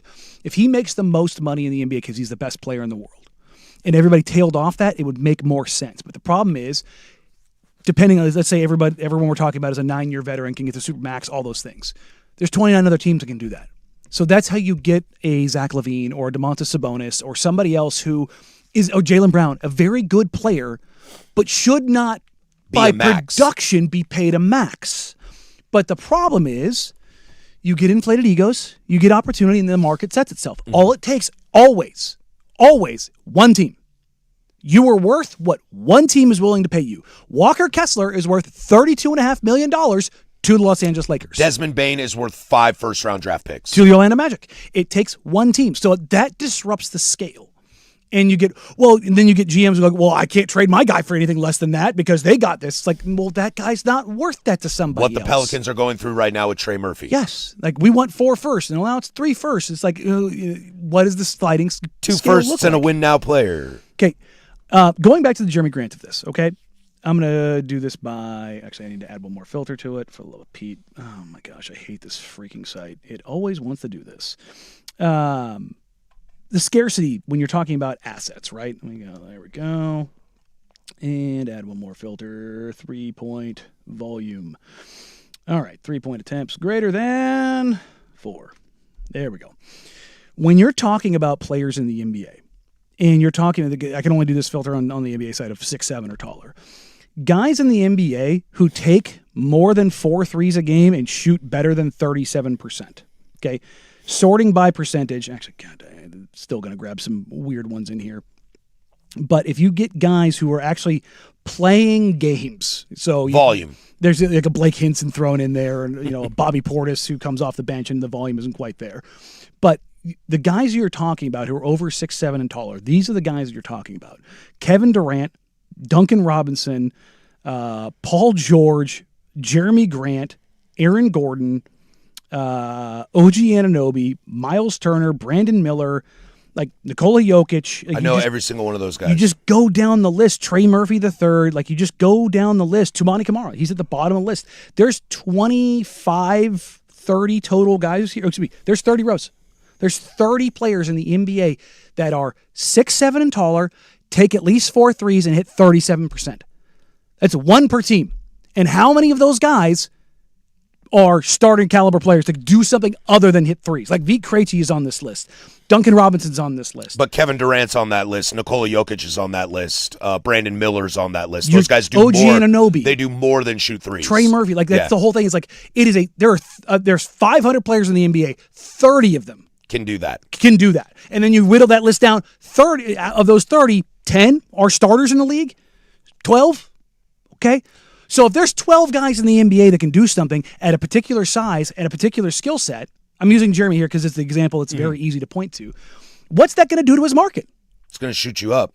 That's the reality of it. And so when you have all of these different levers that can pull these different things, you're going to get guys who are going to get paid a little bit more. Where the problem comes in is paying a guy like Jaylen Brown, paying a guy like Zach LaVine. And now there's a gap between those two guys. I'm not saying they're the same guy. But because there's that cap exists, the first apron, second apron, in the punitive nature of those things, those contracts, like for Giannis, you pay the freight. He's first ballot Hall of Famer. Jokic, you pay the freight. Luka Doncic, you pay the freight. You're talking about guys that are top 20 players in the history of the game. Yeah. You pay that freight. But what it ends up doing is a guy gets punched in the face with his ego, with what he wants, and then they take a deal and they go to Charlotte. They take a deal, they go to New Orleans. They take a deal, they go to Sacramento. They take a deal, they go to Chicago. Washington. Wherever it is, Trae Young. Good luck with that. I want no part of that. And what it ends up doing is, if you get it wrong, you're Chicago, you're Sacramento, you're Washington, you're Charlotte. And you're bad for a long time. And it's so freaking punitive now. Kuzma's statement on this was pretty not veiled. A shot at the NBPA that was led by CJ McCollum and signing that deal. CP3 before that. His was different. They got more money for the old guys. Because what is Chris Paul? An old guy. Guys like him, KD, LeBron, That's that last generation. They had more opportunity to make more money at the end of their careers because of the way that they move some things around. And this is what always happens with collective bargaining. The owners, for the most part, they're the same over 30 years. The players aren't. No, they all change. So the goalposts move for what they want. And I joke about this, but there's some seriousness to this. The NBPA got the ability to not get tested for weed anymore. And they kind of said, thanks. And they said, we'll take that. Because a lot of guys, they just want to smoke weed and get paid and play basketball. If I told you how many guys in the NBA play high, you wouldn't believe me. Dude, you want to tell me I can make millions of dollars and get stoned and play basketball? Dude, I want that job. There's a lot of guys in the league that do that, and that was like, yeah, we really like that. But what they did is they ended up sacrificing, and they got themselves a hard cap. And this is why I keep going back to MLB. That salary cap's coming because they're looking at the NFL, they're looking at the NBA, and those owners are going to go, here's our playbook. We're going to take all of theirs, and we're going to put them together. So what's the solution? Like, how does the NBA change this? Because it's almost like, because you're talking about like being down a dark path. If you get to like NFL style where like nothing's really guaranteed and your average lifespan is 3.5 years. That's the difference. Is the NBA, the career length is longer. Yes. Your money is guaranteed, but we're also seeing that change. See, and that's what I wonder. Like, did this push them to a spot where they've gone too far and now the owners are going to have all this say and control? Because it's been a players' league my entire life. It's always been a players' league. That's why we think Silver's kind of got no backbone, because he knows he can't stand up to the players. But if these contracts, if what Kuzma's talking about, we're already seeing in real life, that's going to change. because the NFL is not a players' league. No. No, that's a TV owners' league. Yes, and it's, if you're Patrick Mahomes, it's your league. Yes. If you're one of those guys, it's Sure, your league. But if sure. you're not one of those guys, see you later, bud. There's 6 of them in the NFL. We're good. And it's not Justin Herbert, who I think is a good No, quarterback. hell, it's not Matthew Stafford. No, it's They went and drafted his replacement and said, we'll give you a second year guaranteed. it's partially. Mahomes, Lamar, and Josh probably. Yeah, and that's even probably then, it. I'd argue Lamar isn't on that list. I agree. He's kind of fallen off a little bit. So Yeah. there's when you look at this, number one, the collective bargaining agreement can't be reopened again for 4 more years. And how much damage can be done in 4 years? Well, you're already seeing those veteran players who are getting the MLE type deals or even above that. It started with Bruce Brown when he left Denver, went to Toronto, got the balloon contract, which is this 2-year deal. It's a little bit front-loaded with the money. Norman Powell, his deal's a 2-year deal with Chicago. Yeah. But it got him the guarantee, was it 25 up front? I believe it's a player option. But Robert Williams, he got more, air quotes, more money, but the second year is only guaranteed if he plays 50 games this year. And 50 games is a lot for Rob. And only 5, and I think he's only done it twice. Mm-hmm. And only $5 million of year 2 is guaranteed. I believe $5 million is guaranteed on year 3. Let's go back and look at it. But those only trigger on games played, so there's not full guarantees. Tobias Harris, it's kind of a phony guarantee. I haven't seen Zach Collins' deal yet with Chicago, but his old deal that he signed, I believe, in San Antonio was reported as a $21 million deal. I think 7 of it was guaranteed, and that was before the new CBA. You're starting to see these guys that are getting the MLE and MLE above. There's a lot of team option, player option, non-guarantee, partial guarantee, even James Harden's deal. His last deal had a partial guarantee on it that they moved the date out because they're trying to get LeBron and they're trying to move some things around. It's there's so many, and the players are sitting here looking at it. I'll use Anthony as the example. He goes to Boston, he gets put on the bench. What ends up happening is, and this is not just true of Anthony, this is true of basically if you talk to any player in the league, they don't want to get moved to the bench because once you move to the bench, you're willing to move to the bench. Mm-hmm. Number 2, that's going to lower your pay scale because you're a bench player now, so you have to take less. That for all the people who are always like, well, this guy can come off the bench. Unless you're on a brand new contract, you don't want to do that. Hell, you don't want to do it regardless because of your ego and how much you think you're going to impact. Well, Manu did it. You cannot point to Manu Ginobili for anything. Exception. You cannot do it because the mindset of the players and the mindset of the front office. That's a bench player.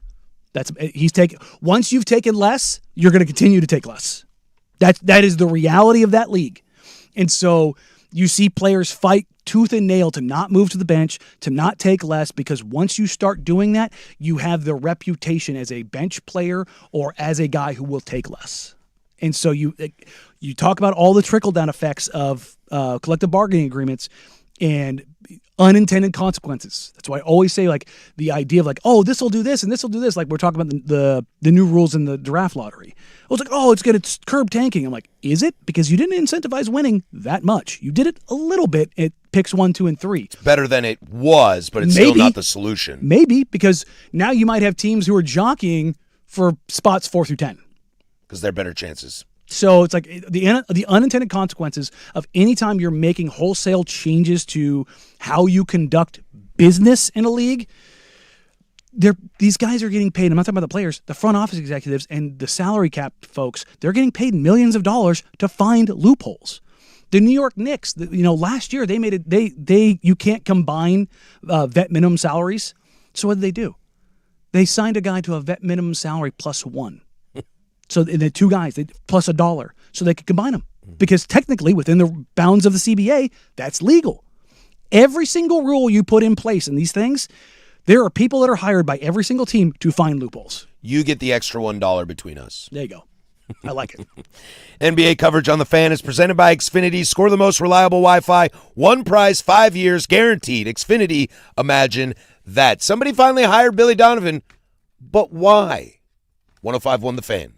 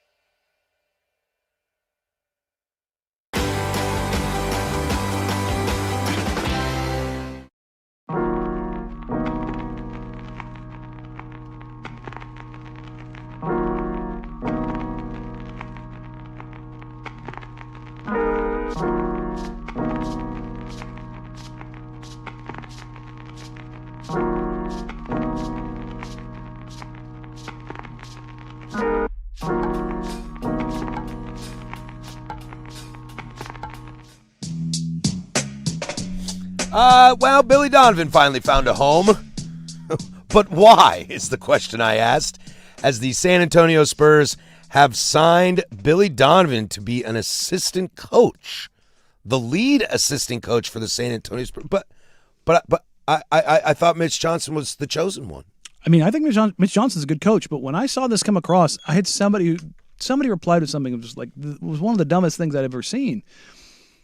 Billy Donovan was 2 months ago a butt hair away from running everything in Chicago. Being the Brad Stevens, Yes. going from a great coach to running basketball ops. But also the coach. But he also, was going he was going to Popovich this thing. That's what he was going to do. Bill Belichick. Yes. And he was like, "Nah, I'm good." Like, he was being given all the power, and it was like, well, what's Billy D going to do? Well, he ends up now, he's the lead assistant for the San Antonio Spurs. And I can tell you right now, they're paying Billy Donovan more than the Blazers are paying Mike Nori. I'll go ahead and go on a real thick limb there. I knew you were going to do something No. like that. That's not a shot at Tom Dunnan. That's a, Spurs, what are you doing? Because Well- Mitch Johnson just hired his replacement in waiting. You cannot. There is no way you can spin that any other way than that. There's no way you can. There's one way. There's one way. Billy D is sitting here going, I'm going to Del Harris this thing. I'm going to be the GOAT assistant. I want to just be a coach. I just want to just coach, and I I wanna don't just be want basketball. I don't want to deal with politics, Contracts. Well, I should say deal with politics in public, Yeah. I'll deal with them at practice. because that's what assistant coaches do. Like when Dad's being mad, you go talk to your assistant coach. That's what you do. You know, Terry's a jerk. I need to go talk to my. Chauncey's a jerk. Micah's a jerk. I gotta go. Gotta go talk to Uncle Billy. Billy. D. Yeah, Well- like that's what assistant coaches are there for. The good thing is let's say it's not for Mitch Johnson's replacement. The good news is it keeps him in basketball. Not that I think a year off basketball would all of a sudden make Billy D not desirable, but it keeps him in the spotlight, and he instantly becomes, because he still wants to coach, okay, he might not want to do basketball ops anymore, but because you can tell he still wants to coach, he instantly is the number one contender the second anyone's fired next year. Well, yeah. Instantly. I mean, look, when they were looking at coaches, I was sitting there going, raising my hand. I like Billy D. I like Billy D. I like Yeah. Billy D. I like Billy D a I lot. think Billy D's a damn good coach. What are the possibilities that he could be there to eventually be basketball ops in San Antonio? Build those relationships? He could be basketball ops, but he's not going to be president unless R.C. Buford steps aside. Yeah, that's true. And Like- RC's done a pretty good job there. Probably the best Yeah, in yeah. basketball. But I mean, maybe RC does want to step aside at some point. Maybe this is the pathway to transition to somebody good. I'm trying to be optimistic about this because when I first saw this, everything says, bye-bye, Mitch. If you don't win a title next year, he gone. Like, that's kind of crazy when you think about it, because where was Mitch Johnson? In the NBA Finals. Yes, and he hand chosen by Pop. It wasn't Becky Hammond. It was Mitch Johnson. Yeah. We don't have that much time. We're not going to air that laundry here. lot of reasons. But, yeah, I mean, I don't question a lot of what the Spurs do, because a lot of what the Spurs do is get it right. I agree. I don't question a lot either. So I want to give them benefit of the doubt here. And again, that's why I said maybe Billy D's going full Del Harris, and he's going to be a lifer assistant and just go be a basketball dude. That's possible. But my brain tells me, like, this is, you would have to talk to two people. Well, maybe three. R.C. Buford and Mitch Johnson are the two that I'm like. Did R.C. tell Mitch Billy Donovan's going to be your assistant? Yep. Or did Mitch Johnson go higher? Because here's the thing: head coaches typically go and hire their staff. If Mitch Johnson hires Billy D, I trust it. If R.C. Buford hires it, bye-bye, Mitch. Well, I mean, if Mitch hired him, but R.C. Buford was sitting there going, "This is what's going to happen." Again, maybe they're just trying to get a very veteran coach underneath him to help him prepare. Because here's the other side of it. He had some flaws. Not just that. Pop's not long for this world. No, he's not. And so maybe you're trying to go get that guy who can be in his ear like Pop has been. Bleak brings up a good point on the YouTube. Billy had the opportunity to work with the most unique genetic specimen the league has ever seen. For a basketball head, that's got to be an intriguing opportunity. It's not wrong. No. Like that you could Again, sell me. that's you where could I go. sell me on that if that's the answer. It's just, again, my head, everything is like, Mitch, you got a season. You got a season to figure Dot your this out. I's and cross your T's. Yes. You better figure this thing out. Otherwise, it could get ugly for you. Can you believe the Blazers didn't sign Caleb Love? Oh, my gosh. Let's yell about that. I'm so angry about it. Also, you guys, get off prediction markets. I swear, it's going to drive you bonkers. But we'll get to that as well. There's Casey over there with sports. Now, from the George McCoy at Warren Allen Sports Desk, a Sports Center update on the Fan Sports Network, 105.1 FM and 1080 AM. This Sports Center update is brought to you by Mountaintop Metal Roofing. No maintenance, energy efficient, fire resistant, and a lifetime warranty. Do it once, do it right. Visit mountaintopmetalroofing.com. First on the Fan, your U.S. men's national team is back in action tonight as they will take on Belgium in the round of 16. The winner of tonight's match will take on the winner of Portugal versus Spain, which kicks off today at noon. U.S. men's striker Flo Balogun will play in tonight's contest despite the controversial decision over his red card as we get set for a 5 p.m. kickoff at Lumen Field in Seattle. Some NBA news for you as Rui Hachimura has agreed to a 2-year, $28 million deal to sign with the LA Clippers. Restricted free agent and Dutch 7-footer Quentin Post is signing a 3-year, $30 million deal contract offer sheet with the Memphis Grizzlies. Post is a member of the Golden State Warriors as Golden State will have until tomorrow at 9 p.m. to match the offer. And finally, some NFL news for you as free agent cornerback Rasul Douglas is signing a 1-year deal with the Washington Commanders. Douglas played in 15 games last season with the Miami Dolphins as he will sign with Washington on a $3.8 million contract. And for more sports scores and stories in 30 minutes, I'm Casey Smith from the George McCoy at Warren Allen Sports Desk. Hurt, missing work? Insurance companies acting like jerks? Don't call your mom. Call George McCoy at warrenallen.com. The home of the Fan Happy Hour.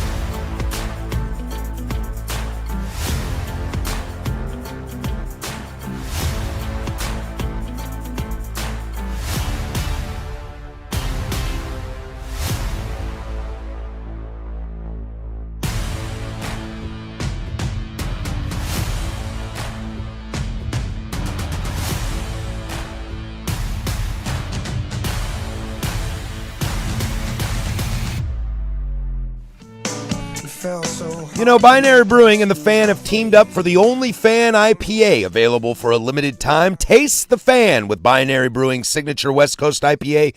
Go to Binary Brewing's Beaverton location and ask them about their only Fan. So good, only The Fan and Binary Brewing can pull it off. Web Gems is next. We'll get to USA in the big nooner, talk a little baseball as well. Sticking with the NBA, though, Danny, first of all, I think Primetime did something like this on Thursday. I didn't quite catch it, but I think I saw some notes on it about the Blazer fan base and how upset they get when some fringe player is no longer on the team. Yes. But it's like, Shaden, Scoot, Donovan, the youth, it's like, well, I haven't made up my mind on that, but if you get rid of City Sissoko, I swear to God, I'll riot. Mm-hmm. I don't understand it, but Caleb Love is now a Philadelphia 76er. Along with every other Trailblazer. On a two-way deal. Let's not forget that. Caleb Love did not get signed to a full contract yet.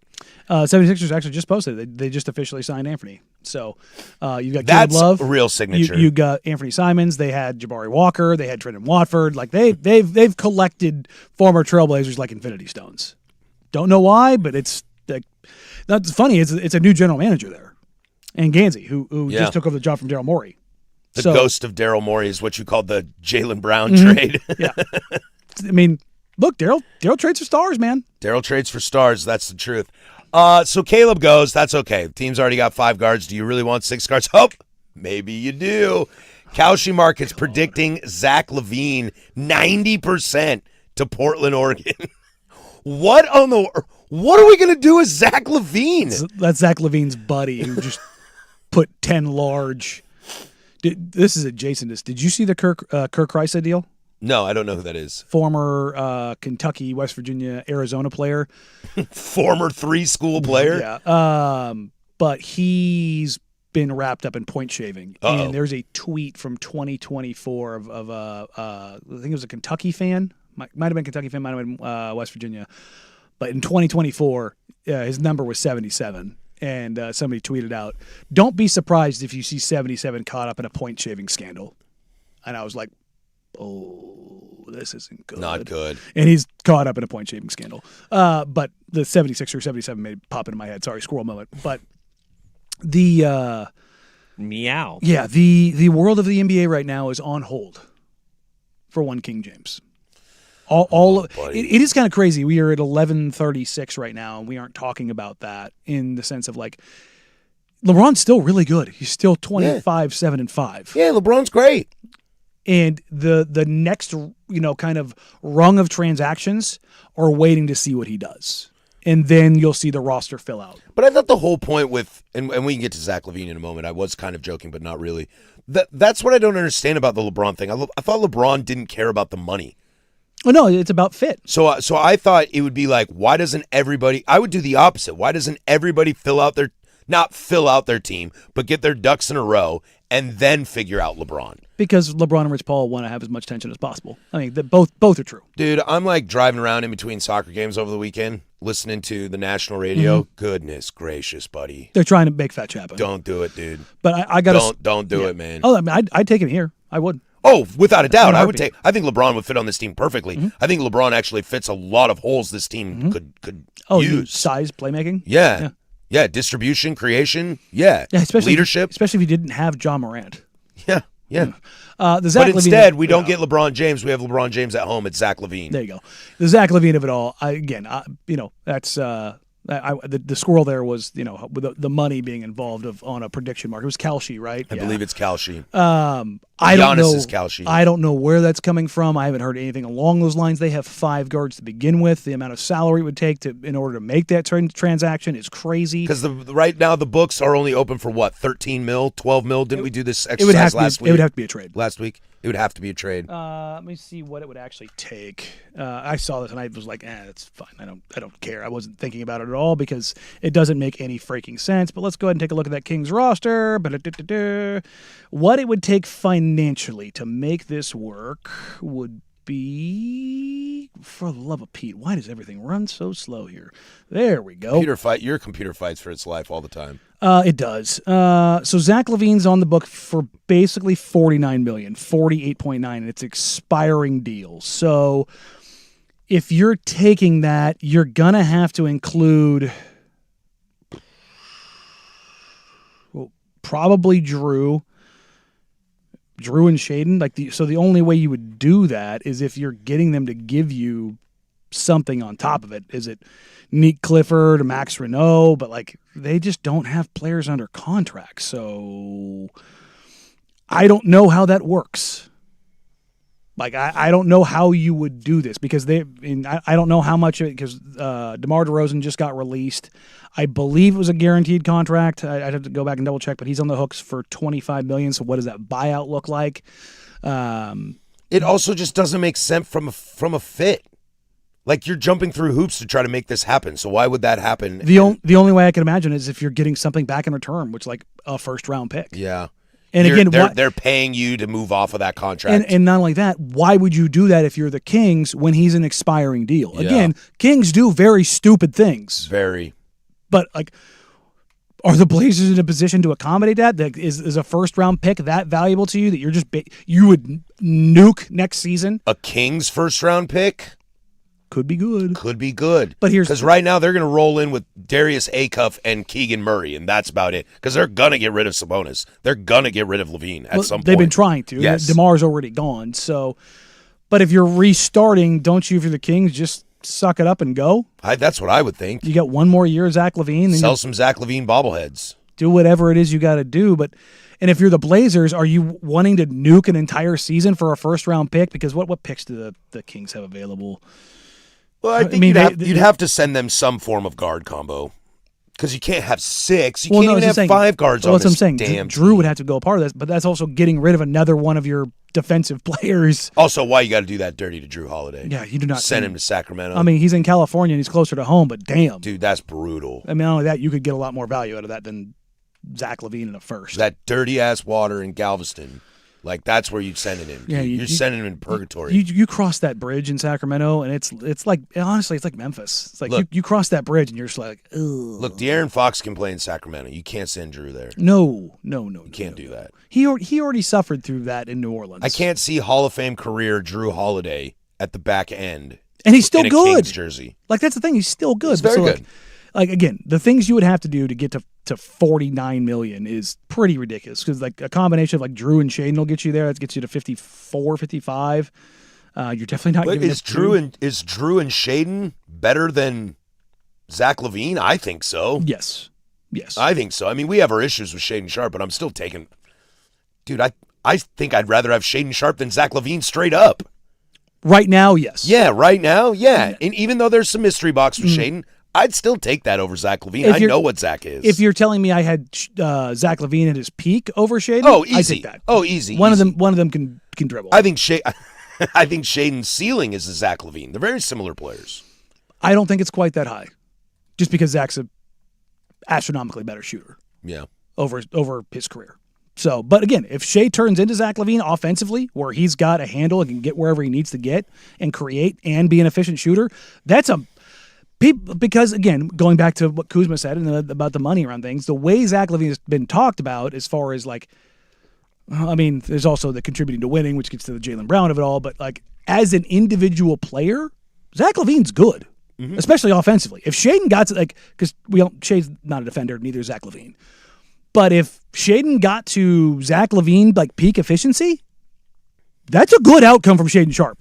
I'm not mad at that. Yeah, that's a good player. If you're a 25, 4-4 guy on 48, 40, 85, making 20 a year, sign me up for that. Shaden's contract at that point in time becomes a great contract. Great contract. I'd take that in a heartbeat. I think we've done this off air a few times. Let's see. Basketball reference. Zach LaVine, and again, I'm talking myself into Zach LaVine. This is disgusting. He's done it. You heard it here. Zach LaVine to Portland. Zach LaVine's career averages are 21, 4-4 on 47, 39, 84 splits. But we've always said this about Zach LaVine. He's a good player, but he just it's a hard fit in a lot of places. That's why Chicago could never do anything with him. He's not working out in Sacramento. And quite frankly, I don't think Blazer fans should want him in Portland. I don't think it works. I see Zach LaVine and Tyler Hero as the same player. Zach LaVine just is a much better athlete, but the efficiency is the same. Yeah, I mean, they're both 25 and 5. And they're expensive. On what was it, 40% shooting, 38? Yeah, I mean, again, Zach LaVine. So if you take the Chicago Zach LaVine, he averaged 24, 5, and 4 on 47, 39, 84 splits. Like, that's a really good offensive player. That's not elite, but that's a really good offensive player. If Shaedon got his efficiencies up there, you'd be like, well, the defense isn't great, but I mean, offensively, it's pretty damn good. Like that's why Zach LaVine exists. That's why he gets paid that, because you start talking yourself into that real quick of like, I mean, he's 47, 38, 84, man. I'm not doing it. Again, Tyler Hero, 48, 38, 92 from the free throw. Harrow's a bucket. I mean, you talk about LaVine's best year, it was 27, 5, and 5. With a dunk title. I mean, he was bonkers. And in that year, he shot 51, 42, 85. He was basically a 50, 40, 85 shooter, 27 a game. I don't want it. I'm not talking. Oh, no. I mean, right now, absolutely not. No. 6 guards? What is the last spot going to be?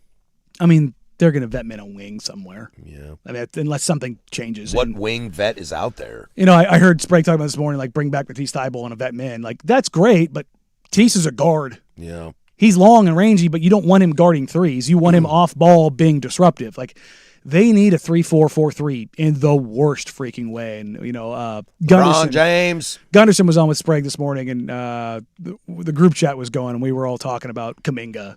And, God. Mount Rushmore? Yeah. Well, guess who's still out there? Jonathan Kuminga. Guess what the Blazers need? A big-bodied wing. Guess who's still a bucket? I don't know about that. But also, it's cheap. Is Jonathan Kuminga a distressed asset? Yes, he is. Who likes distressed assets more than Danny Marang? Well, that would be Dad. I don't. I just like to compare you and Dad a lot. Well, we have some similarities. Besties. Again, I don't.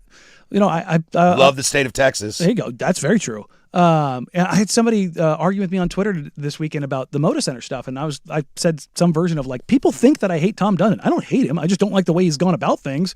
But I also think the city council should pull their head out and get this deal done. Like, I'm just calling him as I see him. So simple, it just might work. Yeah, well, we'll see. If you could give the Pope anything, what would you give the Pope? Web Gems is next. 105.1 The Fan. The new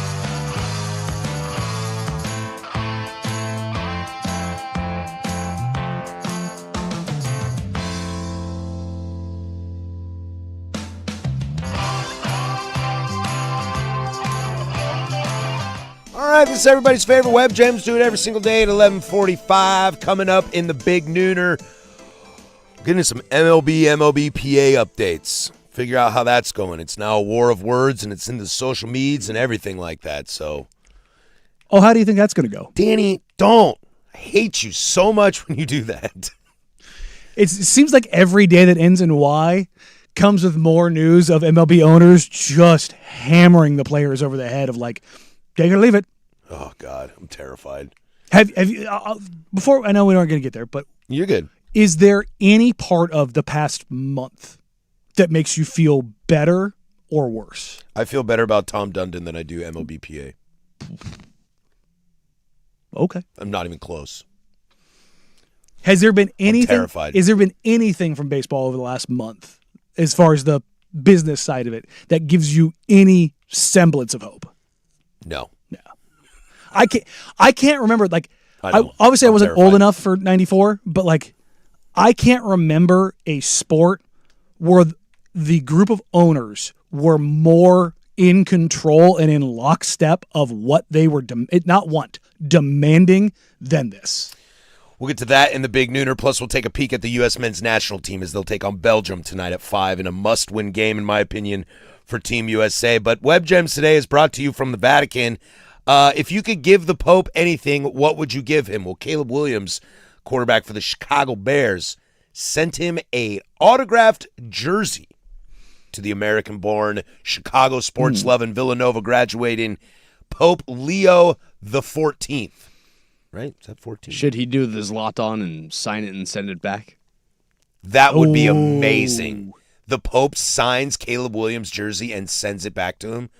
What do the Popes give autographs? Can you get an autograph from the Pope? I mean, they signed legislation, so. But that's not an autograph. I'm like, when they shake hands and kiss babies and all that kind of stuff. They literally shake hands and kiss babies. Can you get an autograph from the Pope? I don't know. It is possible to obtain Okay. an autograph of the leader of the Roman Catholic Church, but less likely it will be as the result of an in-person encounter. So if you're getting married, having a Catholic wedding, you send the invitation to the Pope. You know, like people do it with like Delta and McDonald's, like to try to get free stuff. Oh, that's genius. You know, invite the Pope to your wedding and just sends back a hand-signed card. Yeah. You just find some big CEO and invite them to your wedding, and they just send you money. They send you stuff. Like, pro tip, they do it. Yeah, they're like, Danny Marang, I don't remember. Just send him $500. I mean, they'll send you gift cards and swag and all kinds of stuff. It's actually kind of crazy. I've seen it, again, getting married, you know, that's one of those things that, like, all of a sudden your algorithm changes to these things and you're like, should I do this? Like, do I need to go send some stuff to the CEO of Airbnb and get some free vacation swag? Like, get some credits? No kidding. Like, come on. Hell, you don't even have to be getting married. You know what I mean? Yeah. You just send cards out every once in a while. Danny Marang, and you can make up some name. We're getting married. Yeah. 2 years later, you send him another one of a different name. It's like, how did you get 300,000 miles? Well, let me tell you, I got married 4 times. There are those out there, you know. That's not a spot I want. Okay, this is a total squirrel moment. When did Chipotle start sponsoring tennis athletes? I don't know. Where's this tennis star from? That's our guy. That's USA? Yeah, that's Well, that's there you Bublik. go. But I mean, he's got a really nice like Hugo Boss tennis shirt on, and then he's got a Chipotle on the sleeve. How much?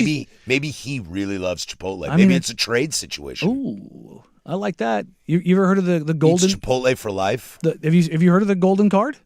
Chipotle Yeah. card? Yeah. It's free Chipotle. It's like I can never get the South Park episode out of my brain. Do they have the golden card Chipotle card? No, Oh, there's okay. there's a South Park episode when Kyle was wandering around because he doesn't understand because there has been known to bleed from certain places when eating Chipotle, and Kyle keeps walking around. He keeps saying something like, "Why would you eat there if you know it makes you bleed?" And he's just like he can't figure it out. It's like the conundrum of the whole show. Until Cartman goes, "'Cause it's delicious, Kyle." He's not wrong. I can't get down on Chipotle. There's Every once in a there's a while. former Trailblazer that had one of those gold cards. Oh yeah, you can't say who it is. I'm not gonna. What? I'll tell you after. Okay. But yeah, I saw it get used a couple times, and I was like, Be nice. That's pretty cool. Be nice. That's pretty cool to have one of those. I'd be down for that. I'd be down. Gun to your head. Pope Leo autograph or Chipotle gold card? Oh, Chipotle gold card. Come on. Pope Leo autograph. What? What do I care about the Pope? I'm not religious. I don't care give an about S. Chipotle for. Wow, really? That's free food. No, I still gotta end up paying for the extra stuff that they're No. Oh, they're still gonna skip me regardless. No. This is like a royalty card, man. Again, I am a Qdoba fiend for life. You're about that queso. Oh, I'm all about that queso. They dial me up nicely. The Diablo queso is. I'd rather have a gold McDonald's card than either of those places. Well, I mean, Any day of the week. But I mean, again, breakfast, dude. Breakfast. See, that's the thing that's like the least thing that I want there. Really? Yeah. That's the best thing they do. We touched food, so had a new sushi spot this weekend. Ooh. It had I was reading it, I was like, it was tuna, tempura, eel. It was like a lot of things. But it had mozzarella and lime. And I was like, I don't know how that's gonna be because Don't like that. I was like, you don't like cheese with fish. It's kind of weird. But it was really thin. But oh my god, my mouth just started watering. But it had the lime finish. One of the most unique pieces of sushi I've ever had in my entire life. So freaking good. I was like, okay. Because remember I told you I don't really like the cream cheese with the sushi. But the mozzarella texture, and it was very little because with cream cheese, you're usually getting a pretty decent-sized dollop of it. But the mozzarella on the lime, not bad. What are you going to do with the Pope's autograph? Put it up on the wall. It's the Pope. Why not? I mean, don't get me wrong. That's got to be a pretty decent autograph. Like, I bet you there's not a lot of that. A lot of those have flown out there. Does he sign do you get like a Pope trading card? Is it how many popes have there been? 14. How many Chipotle? No, there's been more. More than that. And how many He's Leo the Chipotle black 14th. cards are they handing out? I will do that research in the break. I'm telling you. We'll come back with that answer. Scarcity. I want that. How many I want Chipotle that Pope cards autograph. versus how many Popes? Okay, I'll do that research in the break.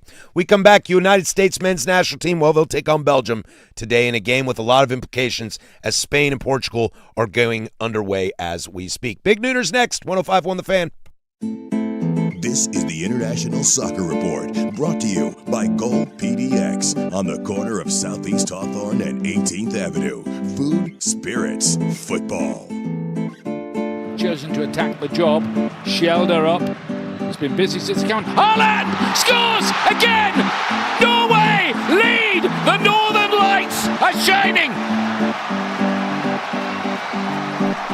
That's Ian Dark on Fox Sports. The Northern Lights are shining. That was such a great call as Erling Haaland puts 2 in the back of the net. Eliminates Brazil. That's the earliest Brazil has ever been eliminated from a World Cup tournament. The International Soccer Report brought to you by Goal PDX. Check out Goal PDX for all your big tourney matches this summer. We'll be there on July 15th. Goal PDX. Food, spirits, football. Sponsored by BetMGM.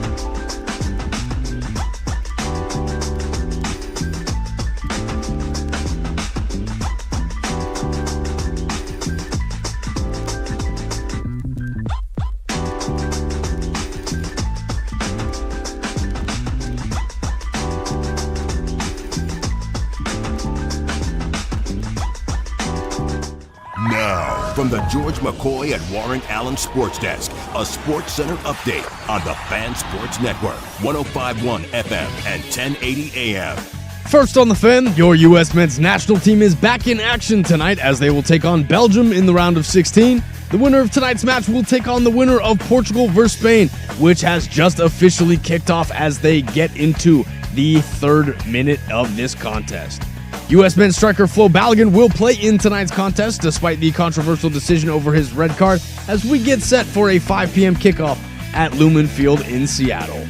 Some NBA news for you as Rui Hachimura has agreed to a 2-year, $28 million deal to sign with the LA Clippers. Restricted free agent and Dutch 7-footer Quinton Post is signing a three-year $30 million contract offer sheet with the Memphis Grizzlies. Post is a member of the Golden State Warriors as Golden State will have until tomorrow at 9 p.m. to match the offer. And finally, some NFL news for you as free agent cornerback Rasul Douglas is signing a 1-year deal with the Washington Commanders. Douglas played 15 games last season with the Miami Dolphins as he will sign with Washington on a $3.8 million deal. And for more sports scores and stories in 30 minutes, I'm Casey Smith from the George McCoy at Warren Allen Sports Desk.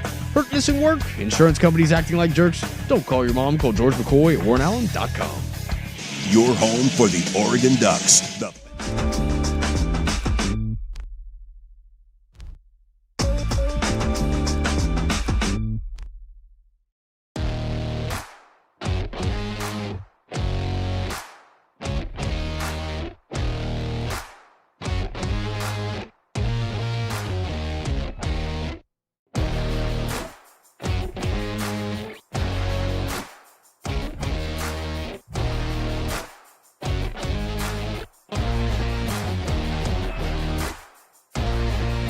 One to go here. This is the Big Nooner.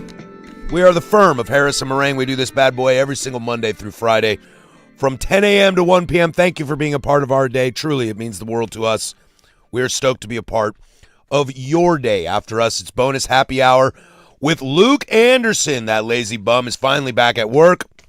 So you'll get him from 1 to 3, and then it's prime time from 3 to 7. Take you all the way home. Starts with Dirt and Sprague at 6 in the morning.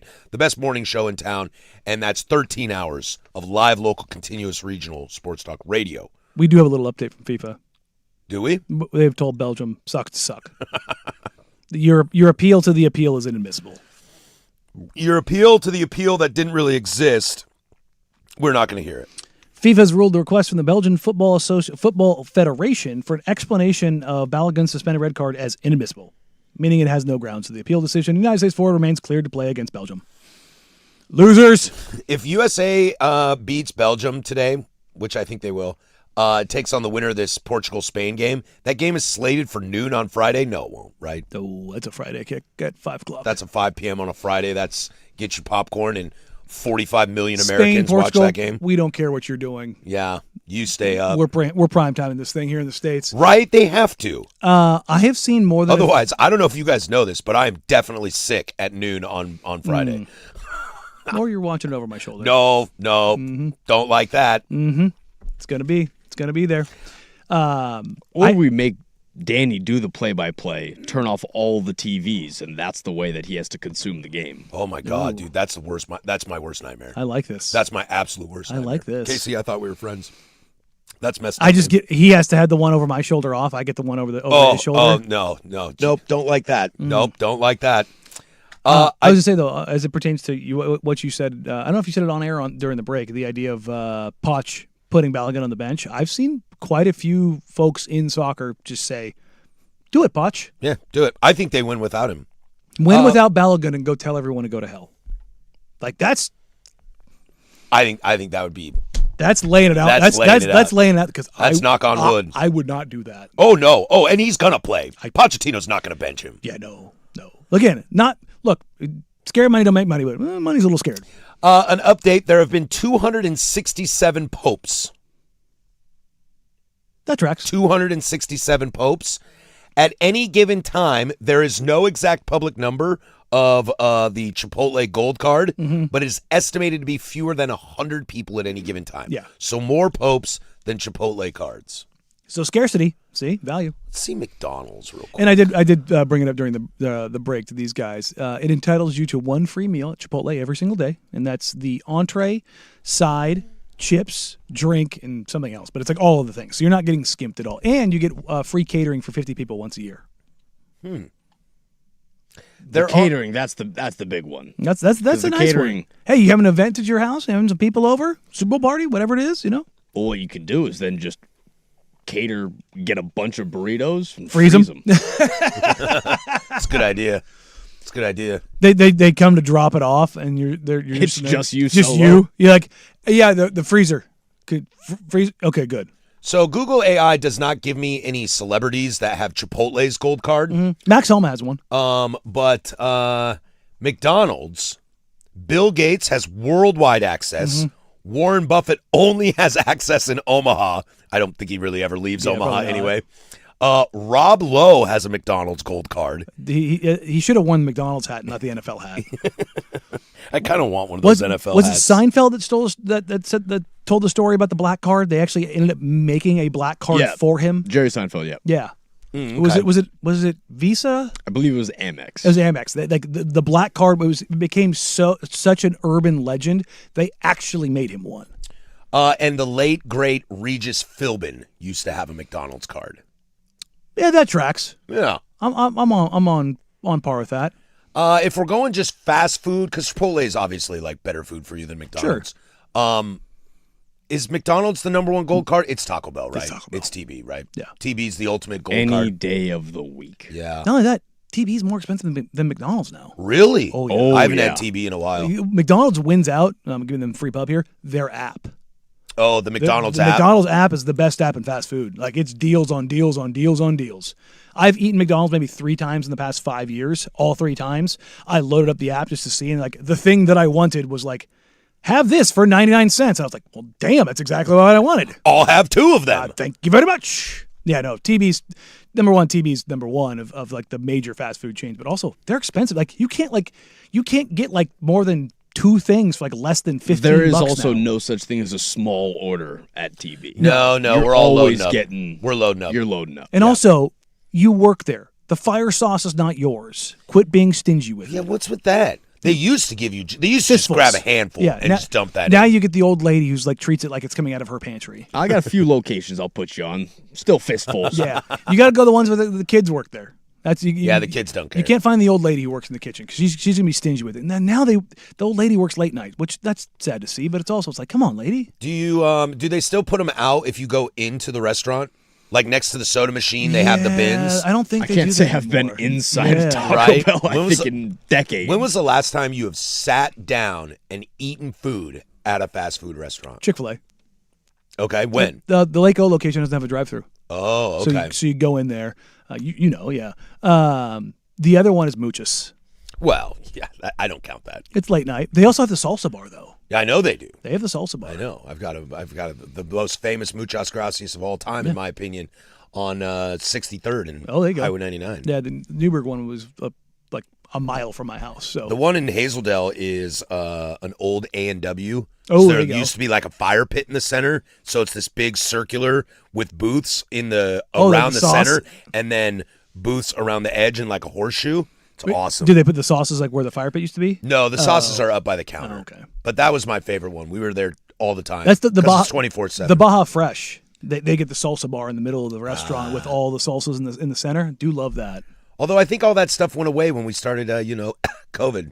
No, it's come back. I've We hit starting to share again? I had a yeah. Starting no. to hang out No, communal more? Yeah, no. The sauce bars are coming back, which good. I think the buffets probably took a hit. Oh yeah. No, we did the Mongolian barbecue the other day, and that was That hits every time. Our roaming street reporters. I have T-Bell often for lunch at work, and they still have the sauce packets out for you to grab. There you go. Love to see it. I'm glad to know that. I don't know the true, like, McDonald's, Arby's, Wendy's, Jack in the Box, Taco Bell. I don't know the last time I sat down in one of those and ate. No. Like, again, non-traditionals like a Muchas or something like Yeah, that. that makes stuff sense. happens. That happens. But, yeah. Especially like the 24-hour Yeah, spot. yeah. Like, that's the whole point. It's like, oh, it's been a long day. I don't think I've been inside a Taco Bell since they had the retro design. Oh, yeah. The Yeah, cool, it's- like, 90s style. Yeah. Yeah. Like if I go into a fast food restaurant, it's one of Chick-fil-A or In-N-Out. Because you go in In-N-Out because even though their drive-thru is great, it's quicker. way faster. It's quicker on the inside. way faster. Always. Vegas, whenever I go to Summer League, there's an In-N-Out on the other side of the campus, so I just cut through the campus and walk there, and I will stay inside and cool off for 35 minutes because it's 110 degrees outside. Because it's hot out. Yeah, you walk your weight off real quick out there. Now I'm hungry. I know we just did a lot of food. That was really stupid. We started with hot dogs too. No, that's right. We broke it. We broke the seal super early. Told we got to get the Lux box. You can get a hard taco, beefy 5-layer, chalupa, and chips and dip. That's a pretty good deal for $7. That ain't bad at all. That I'll ain't take bad that. At all. That chalupa? Dude, chalupas are like $5 on their own, aren't that's they? like enough for a chalupa and a beefy 5-layer. I'm A down. little taco on the side. I'm down. Some Baja Blast. But I do have a rule. Gotta with have Taco Bell. Baja Blast. Never will lettuce from Taco Bell be on anything. That's because you don't like green things. Well, no, I can get down with some lettuce in a salad. Number one, lettuce never goes on a taco. Number two, that lettuce is white.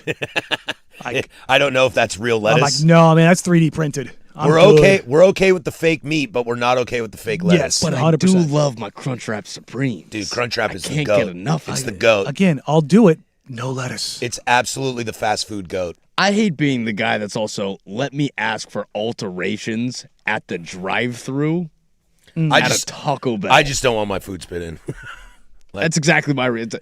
Just fold it up, 17-year-old, fold it up, however you ship want to it make out. it, you However just you make want to it. make it. But I'll the eat flip it. side is saying no lettuce. It's one less step. Don't let's put it in. All right. See? But you got to read it on the ticket. Yeah. Got to read But here's it the on thing: ticket. if they screw it up at a spot like that, I don't come back and complain about it. It's like, whatever. Game's the game. I don't think you can complain about I don't want pickles on my burger at McDonald's. Well, that if one's- I get pickles, That I'm one's just going to easy. take it off. You just flip them off. I'm not going to McDonald's and, damn you, I said no pickles. I have a food allergy. Why are you eating McDonald's? Make better You're choices. playing you with doing? fire already. Make Yeah. better choices. United States of America will take on Belgium tonight at 5 p.m. Let's look at this game, Danny. Let's see how this goes down. We'll take a sneak peek at USA tonight at 5. Next, 105.1 The Fan.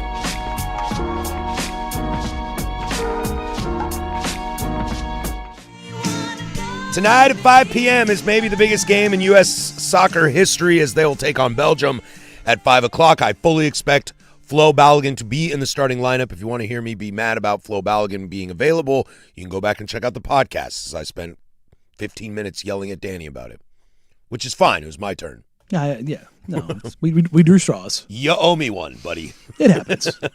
But the game is tonight. Let's talk about this game, its actual self. Okay, Belgium is here. They took on a Senegalese team that was dominating them for 80 minutes. And then Lukaku. And then Tielemans and crew kind of band together and made that thing happen. Look, I'm just going to go ahead and say it, man. Like, there's a lot of great names on the back of that jersey for Belgium and that crest. We're used to the Kingdom of Belgium playing well in this tournament. They have not looked good at all, in my opinion. I think USA is a better team than Senegal, and I think USA will put their foot down, and I think they will handle Belgium. I think they go home. I mean, you take a look. I think their ride has been a little too long. Oh, it's been bumpy. I mean, they've got, Courtois has been one of the best keepers in the world for the majority of his adult life. De Bruyne has been one of the best midfielders in the world for the majority of his adult life. One of the few Man City players I actually really, really like. Yuri Tielemans has been very good for the majority of his adult life. And Doku on the left side is very, very talented as well. The sum of these parts, they feel old, they feel slow, they feel like that generation is gone. Mm-hmm. And sometimes the doors slam shut real hard. I mean, take Croatia, for example. They played one hell of a game against England, and Portugal kind of sent them home. Now, that game was thrilling and exciting, and Croatia did their best, but their time was going to run out too. Luka Modric can't do this forever, and I think you're going to see that with De Bruyne, and they'll have a super sub in Lukaku off the bench, I'm sure. I just think America's firing on cylinders, and Ian Dark said this yesterday during the Norway game, and he's so spot on about this. Teams that have shown up and attacked. Mm-hmm. I'm not talking about scoring, but like attacked Pressure. The other team. Mm-hmm. Almost all of them have won. Mm-hmm. Mexico tried that last night, and England said, wait a sec, we can do that too. And they turned and we're on. better at it. And we're better at it. So I fully expect America to go at Belgium. This isn't 2014. This isn't we're happy to be here. There's no rematch. No. There's no vitriol. Again, a lot of those guys are still there for Belgium, and that's the problem. Like you talked about as far as age. Courtois is 34. De Bruyne is 35. Rom is 33. Like a lot of I think Tielemans is 30. My bad, he's 29. I mean, De Bruyne is coming to the MLS. Mm-hmm. Need I say more? I mean, a lot of their outfield players are in their late 20s to mid 30s. This is not a young Belgian squad. Like, you go back to the 2014 team, 12 years ago, you had Vincent Kompany out there playing with these guys, and he was the old guard. The rest of that team was young. A lot of this team was on that team. And so you go up and down, you see Michele's 33. Axel Witsel is, good God, Witzel's 37. Yeah, man. Like, Witsel was a defensive midfielder. Now he's just a center back. You know what I mean? Like, for those that aren't like familiar with soccer, the younger you are, usually the further forward you play. As you get older, you move back further and further. What? Tim Ream's only 38, bro. Give him a break. Where did Tim Ream start at? That'd be awesome if he was a striker. Yeah, but I mean, like, he was a guy who played more progressively. As you get older, that foot speed starts to go. That's the thing that kind of eats you up. And if you've watched Belgium play, Lukaku came on, and while he wasn't, putting the ball in the back of the net, it was Tielemans. Lukaku was the one who changed that game. It was him getting pressure along the back line, allowed Tielemans to step up and start doing what Tielemans does. Because Tielemans, even in his youth, was not a guy who moved. I think if you combine the speed of America and what the atmosphere will be like in Seattle, which has proven to be the best USA fan base, has been in Seattle. As much as I don't like the team they have there, I will be polite. That has been a great environment. And if you thought Estadio Azteca last night was crazy, I think tonight might be pretty nuts up at Lumen Field. I'll take America in this game, and hell, dude, I like them enough. I like America 2-0 in this game, if I'm being honest. Oh, wow. I do. I really do. I don't like it when you're confident about things. I know you don't. And it never goes well. And I don't like it either, but I will tell you this. When USA played Bosnia, and I told my buddy, I was laughing with my buddy, and I said, if it gets to the 30th minute and it's 0-0, I'm going to be nervous. And it was, and I wasn't nervous. I think this team will run out of gas. We're watching Yamal pepper the box here for Spain, and Diogo Costa is having one tough game, and he's going to have to be good today. The clock will strike midnight in the next round. Mm-hmm. It will. It will. I think USA has a chance against Portugal, Spain. I don't like that. But this is the biggest game in U.S. history, in my opinion. It's what would allow the setup for something truly special. Yes. And I think that I don't think this USA team is done. I don't either. I don't think their story's done yet. And I think Pochettino is too brilliant of a tactician, and he showed that going down a man and sticking with his guns, sticking with his guys. You're going to see that same starting 11 that you saw against Bosnia. Well, remember, let's go back to Goal PDX when the tournament started, when we were on air. What did we say? Where they're at, was the expectation. Yes, this is the expectation. This is the expectation. And they've done that. But here's the thing. Like you said, they aren't just happy to be here. No, there was some bracketology stuff that I could do that I saw like Argentina here, and I was like, 16 is probably toast. But how it all played out, yes, this was the bar, is the round of 16. Now that I see the opponent, I believe the bar is the quarterfinal. This is a must-win tonight. And think about maybe that's why I'm being confident. I'm trying to project it. This is a must-win. And just think about that, though. In the span of 3 weeks, how much has changed? Everything. The opinion on USA, I think, has changed dramatically. And shout out Pochettino. It's the truth. He's got these guys playing. Okay, something that America maybe never had. That when I watch the German team, okay, that is methodical, that is tactical, that is composed. Unless you're last week. When I watch Uruguay, that is bully, that is outrun physical, okay? Teams have identities. Spain right now, tick, tick, tick, tick, goal. Like, that's the Pep Guardiola thing. I mean, we just saw them when we went on a break. It was 4 straight services that were just like, how do you do that? Teams have identities, and it's become the identity sometimes of their nation. I think this USA team is this close to looking like everyone I see on the street. Like being American. Fast, flashy, creation, get it done. It's not just, moxie and get her done attitude. Exactly. It's skill. Cowboy up. Yeah, it's skill. It's skill. And being confident in that. And having guys like Pulisic, having guys like Balogun who are, hell, I'll say it, they're the 2 most talented outfield attackers this country has ever produced. Easily. I mean, Landon was pretty good. Clint was good as well. But again, Brian McBride. For their eras. But I know what you mean. I know what you mean. These guys are faster.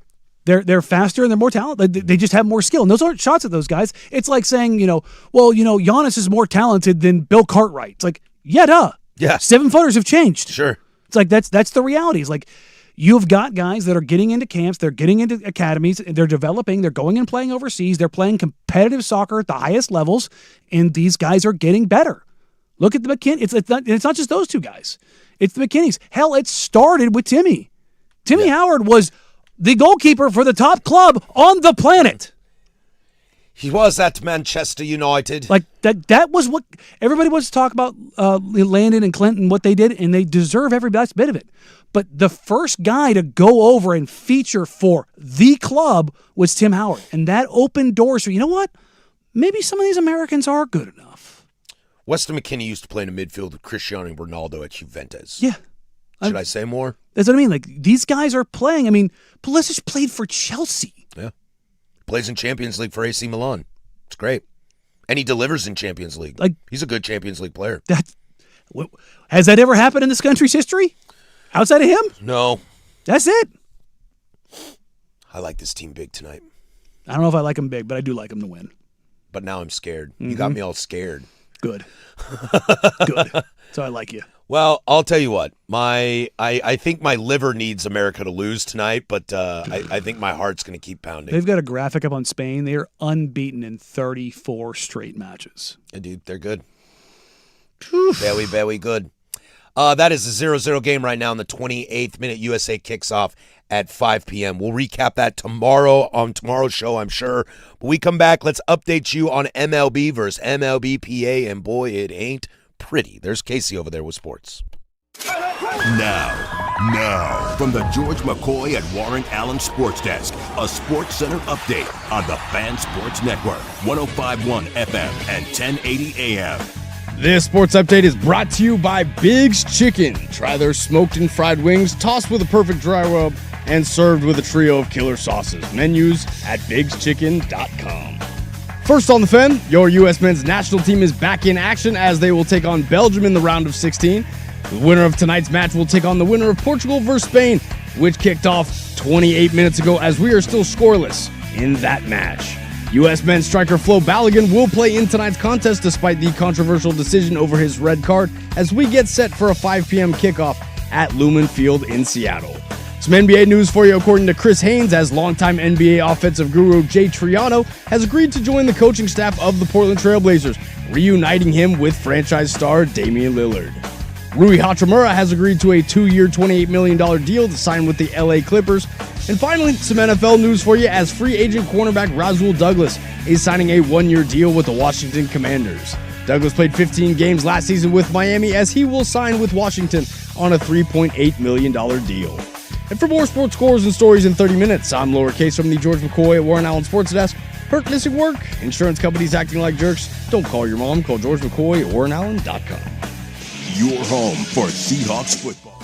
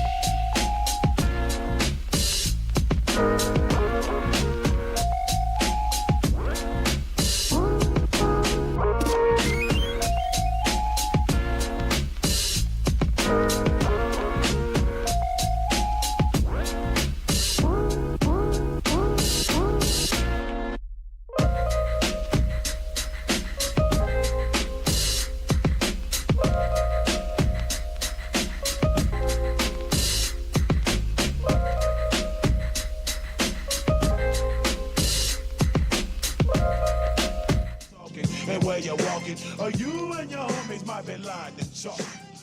My bad, I wasn't paying attention. Hi, I'm here. What was going on there? just bleep. There was just like some wind traveling through my ears, just like absolutely nothing happening. Just one of those ones you cut open the head and it's just It's just marble empty, rolling around. just empty inside. I was thinking about baseball, and then I was looking at the YouTube chat, Just, and then just Ray Liotta and Silence of the Lambs. yeah, and then I just like obviously just was gone. We just had very similar moments there because right before I gave that update, I completely just had to scramble moment. It happens. Yeah, I don't know what's wrong with me. Somebody's got a case of the Mondays. It smells like toast in here. Major League Baseball and Major League Baseball Players Association. The MLB versus the MLBPA. This is something that I've been watching, obviously, very closely. Although, spoiler alert, if I can be honest with you guys for a moment, I have not watched a baseball game in probably 3 weeks. This is all I do. All I do is watch football. Remember the beginning of the season? You're like, I'll watch a game pretty much every day. Yeah. Yeah, it's been, I haven't seen my team. I don't even know if my team's any good right now. I know Hosey's hurt. I saw DeLauder hit an absolute monster yesterday. But that's it. Like, I don't know anything because I've been so hooked on phonics that I don't know what to do. Sometimes you just got to go. I keep asking this question. Something's got to give between the MLB and the MLBPA. This is how the MLB is probably going to win. Let me tell you this. We met with MLBPA today to outline the reserve system elements of our cap and floor proposal. These are the things we have done. They have accepted MLBPA's free agency proposal, which will allow players who are 30 years old to qualify for free agency within 5 years of service. Accepted the MLBPA's proposal to eliminate the qualifying offer system, which sucks. Proposed a historic increase to minimum salary, a $1 million minimum for all players with at least 2 years of service, and for 0 and 1 years players who accrue a full year of service. In other words, quit sending your guy back down to AAA. They have also proposed the elimination of deferred compensation. No new contract will be permitted to include deferrals. They have also proposed the creation of a cornerstone player advantage for teams to retain their own star players through a maximum contract length and salary similar to Bird the rights. NBA's bird rights. This ain't just weed. We're going to let you smoke weed. We're going to give you everything. Everything you want. All those little stupid things that we don't really care about. You get it all. And we have a salary cap. And you know what's going to happen? They're going to fold and they're going to give it to them.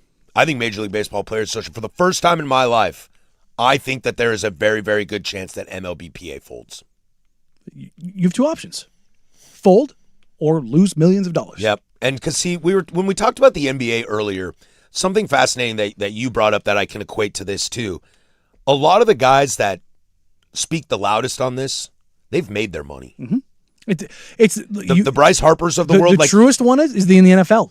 Like, that's why you'll never get a lockout. Well, and Bryce has made his money. He's been very loud and vocal about this. He's a leader. Because he can. He can stand up to Manfred in the locker room and tell him where to shove it. Yeah, people can kiss my ass.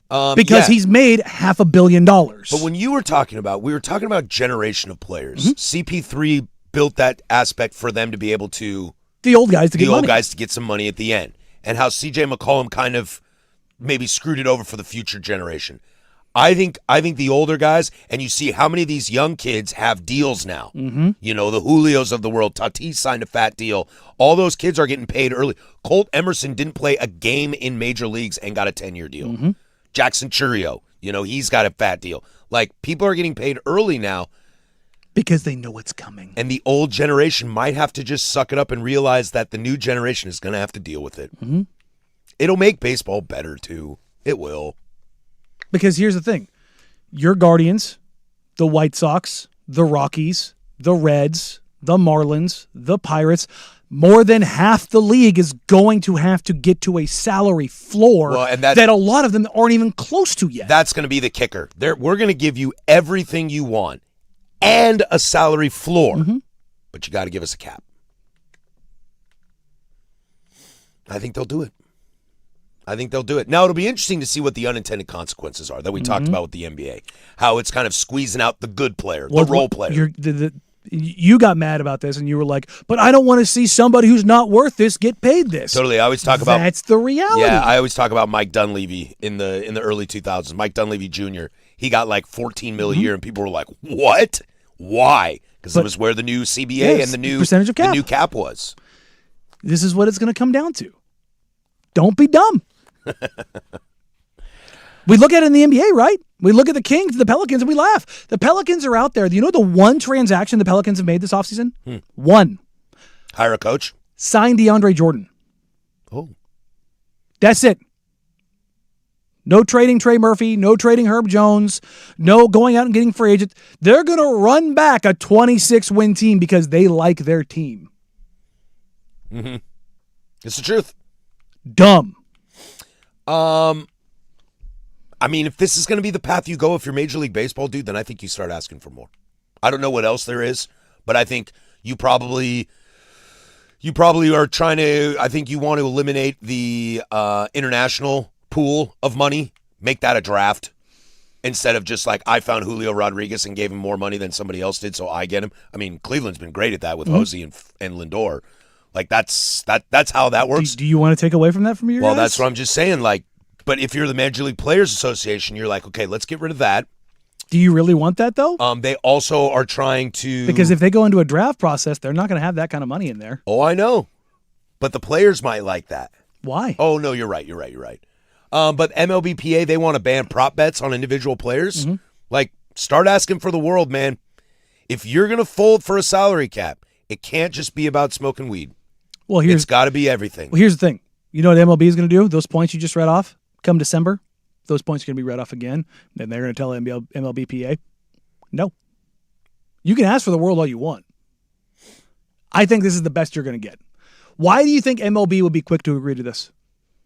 You have to look at it from the other side of this. Why would the MLB owners be quick to agree to this? Because they want to show them that they're playing fair. I don't think so.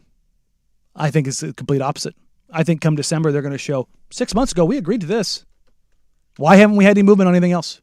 Because that's what I mean. Because they're going to say like, hey, we agreed to this right away. You put this in front of us. We said yes. Yeah. And now it's time for you to say yes. And I don't think they're going to get anything more than this. I don't know if they are either. Because I would ask though. Taking the league minimum to $1 million, that's a lot of money. That's a lot of money. Mm-hmm. That's a lot of. So it's 26 man right now because they want to increase it to 28. I think it's 28. Yeah. So that's if you stripped everything down, or everyone is a league minimum. Do the math. 28 million times 30. That's a lot of money. It's a lot of money. Yeah. It's a lot of money to go around. And that's just if everyone in the league was league minimum. I wonder what the salary cap would be at. Like, how do you put a salary cap in a sport that's never had one? I bet you it starts at 240, but it's a soft cap for 5 years with the smoothing. Yeah, because you got to have a smooth out. And what's the floor? 75? No, I bet you it's closer to 100. Wow. I bet you it's 85. Wow. My team spends 38. I think it's going to go up pretty drastically. You're going to influx 60 mil into my roster? Sounds dope.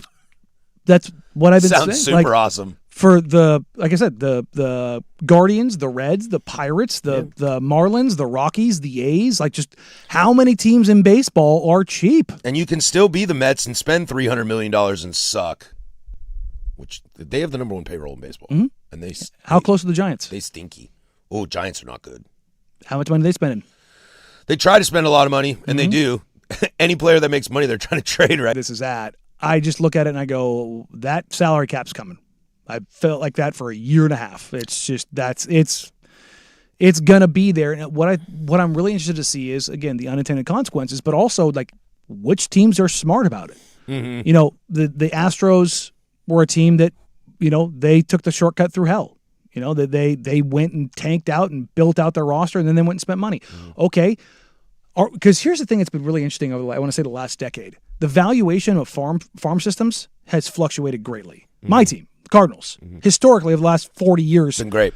Probably one of the best farm systems in baseball. Same with mine when it comes to pitching. Mm-hmm. We're like Michigan. We haven't discovered that you can put a bat on a baseball and score runs. But pitching-wise, we're very good. Brewers. Yeah, great. Go look at pitching prospects from Milwaukee. They're fantastic. Holy crap. But then again, you look at a team like the Rockies, who they've just basically been a AAA affiliate for every other team in baseball. Oh, our homegrown star, you want him? Okay. In fact, we'll pay you to take him. Yeah. Cargo, Holiday, Yeah. Tulo. Like, just go down the list of guys like Arenado. Arenado. Like, again, as a Cardinals fan, Trevor Story. thanks. Appreciate you. But it's like you're going to have to get to a point where if you're a fan of one of those franchises, you know what you're really looking at right now? Hope. Yeah. Because number one, you have to spend. And if you have owner like in Pittsburgh or Cincinnati who refuses to spend, they're going to be forced out. And I think I'm at the point now, Danny, where I feel like so beaten down about it that I don't think the players are going to take this route yet. But me as a fan, I'm so beaten down that I'm so terrified to lose baseball and lose the momentum that sport has right now that it's just like, fine, whatever.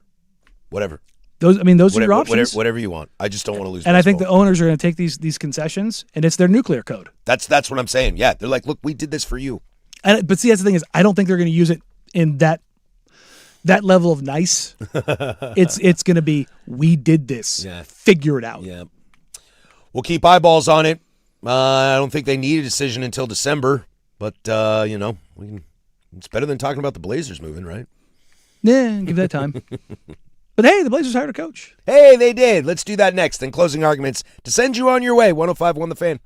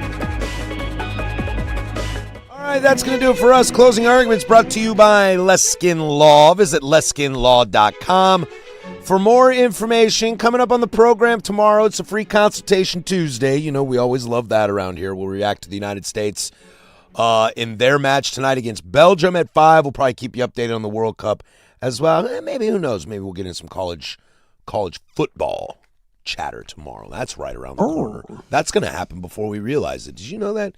College football is going to be here, and we'll be like, whoa, where did that go? It's here, sir. It kind of is, yeah. Like, we're a month away from... Yeah, from real college football, yeah. Isn't that crazy?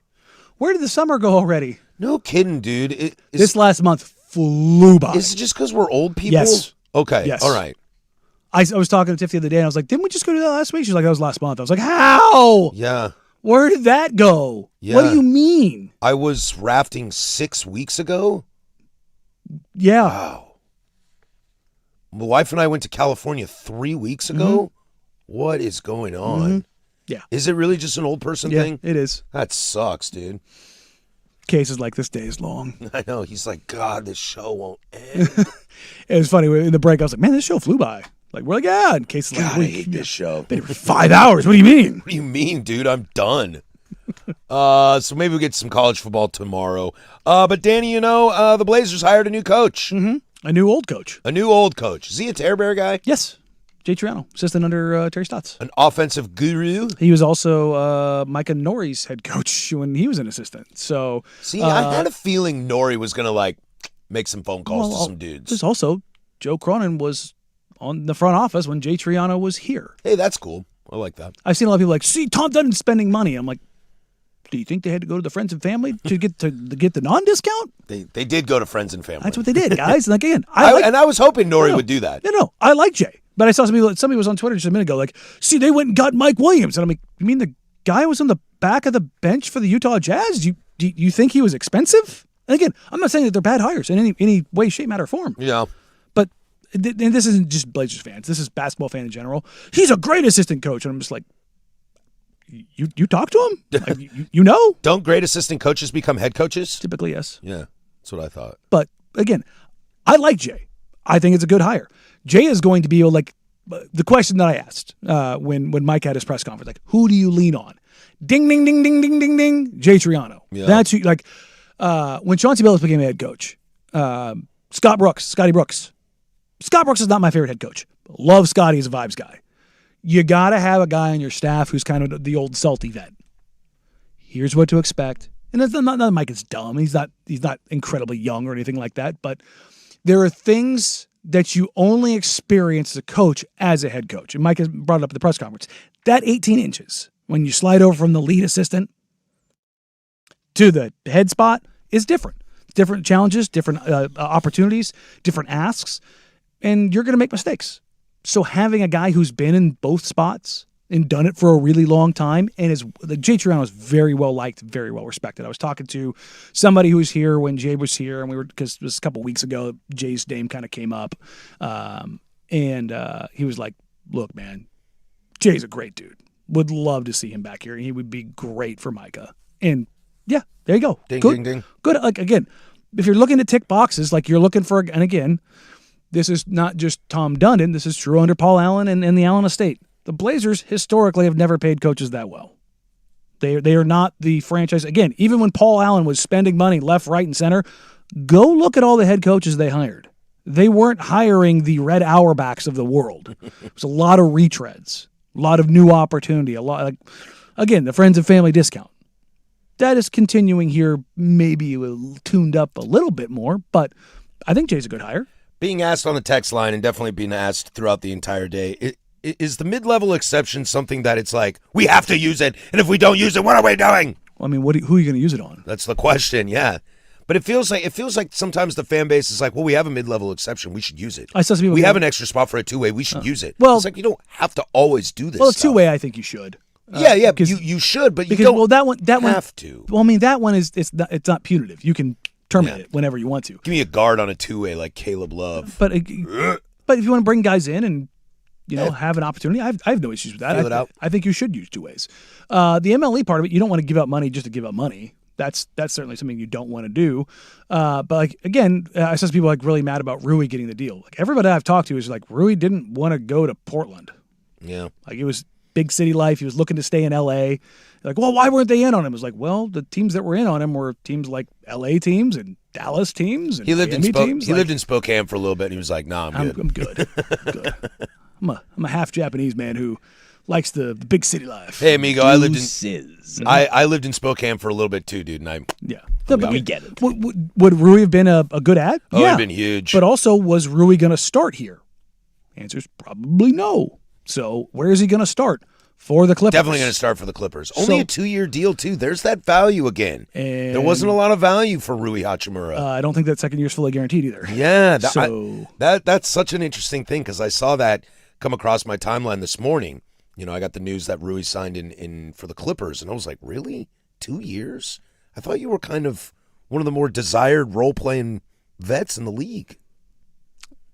you find out what you're really worth when the playoffs come and free agency comes. Yeah, it's crazy. Ask Jaylen Brown. Because he had a great playoff. You know, I thought he was great for the Lakers in the playoffs. Rui shot like, what, 43% from three this last year? I saw somebody say he's a multi-positional defender. I'm like, well, by big man defender you mean multi-positional? Sure. But I don't know if I want Rui out in open space picking up Jason Tatum. Like, that's maybe a bit more of an ask that I'm comfortable with. But, you know, I think Rui's a good player. I'm not going to sit here and knock him over. Like, if the Blazers had gotten him for close to the MLE, I'd been like, that's cool. Been rad. I'm good with that. Oh, does the league still hate Jaylen Brown? Does everybody still hate Jaylen Brown now? Yeah. Okay. Yeah. I've been so. It wasn't just soccer-heavy. because he was a Celtic. Yeah. Oh, and I guess we do have another piece of Blazer adjacent news. John Morant not wearing 12. Yeah, wearing one. Yeah, dude, we called that. We knew that. It was the easiest thing ever. People getting mad about that. Like, Now on opening night, you put 12 up in the rafters. I think it's I know that they're slowly welcoming back Greg. They're welcoming back Brandon. And I don't know. You always hear the PDXYZ commercials. Greg Oden speaking at that. Do you think it's any like? Do you think it was just kind of there that LaMarcus Aldridge was sitting with Tom Dundon during the playoffs? Like, come on, guys. It's great. You see where this is going. Yeah. If I hear one more Blazers fan say LaMarcus isn't good enough to hang this number up, then take down every number but 2. No, because LA can get his number up. Clyde and Bill are the only numbers who are good enough to have their numbers up there. I got no problem with Lamar. I had somebody who's like, he's barely a top 10 Blazer of all time. I'm like, just shut up. Was that kid 17 years old? Bro, unless Didn't even watch you LaMarcus? better be at least 40 years old if you're going to tell me about LaMarcus Aldridge. I don't want to hear you otherwise. Oh, nice little show tonight. USA plays at 5, so make sure you get your popcorn ready for that. Closing arguments brought to you by Leskin Law. Visit LeskinLaw.com for more information. Leskin Law's one-day divorce mediation, peace treaties, not war plans. That'll do it for us. We'll catch you manana. For Danny Marang, that's Casey Smith. I'm Patrick Harris. Go do something I would do. Bye.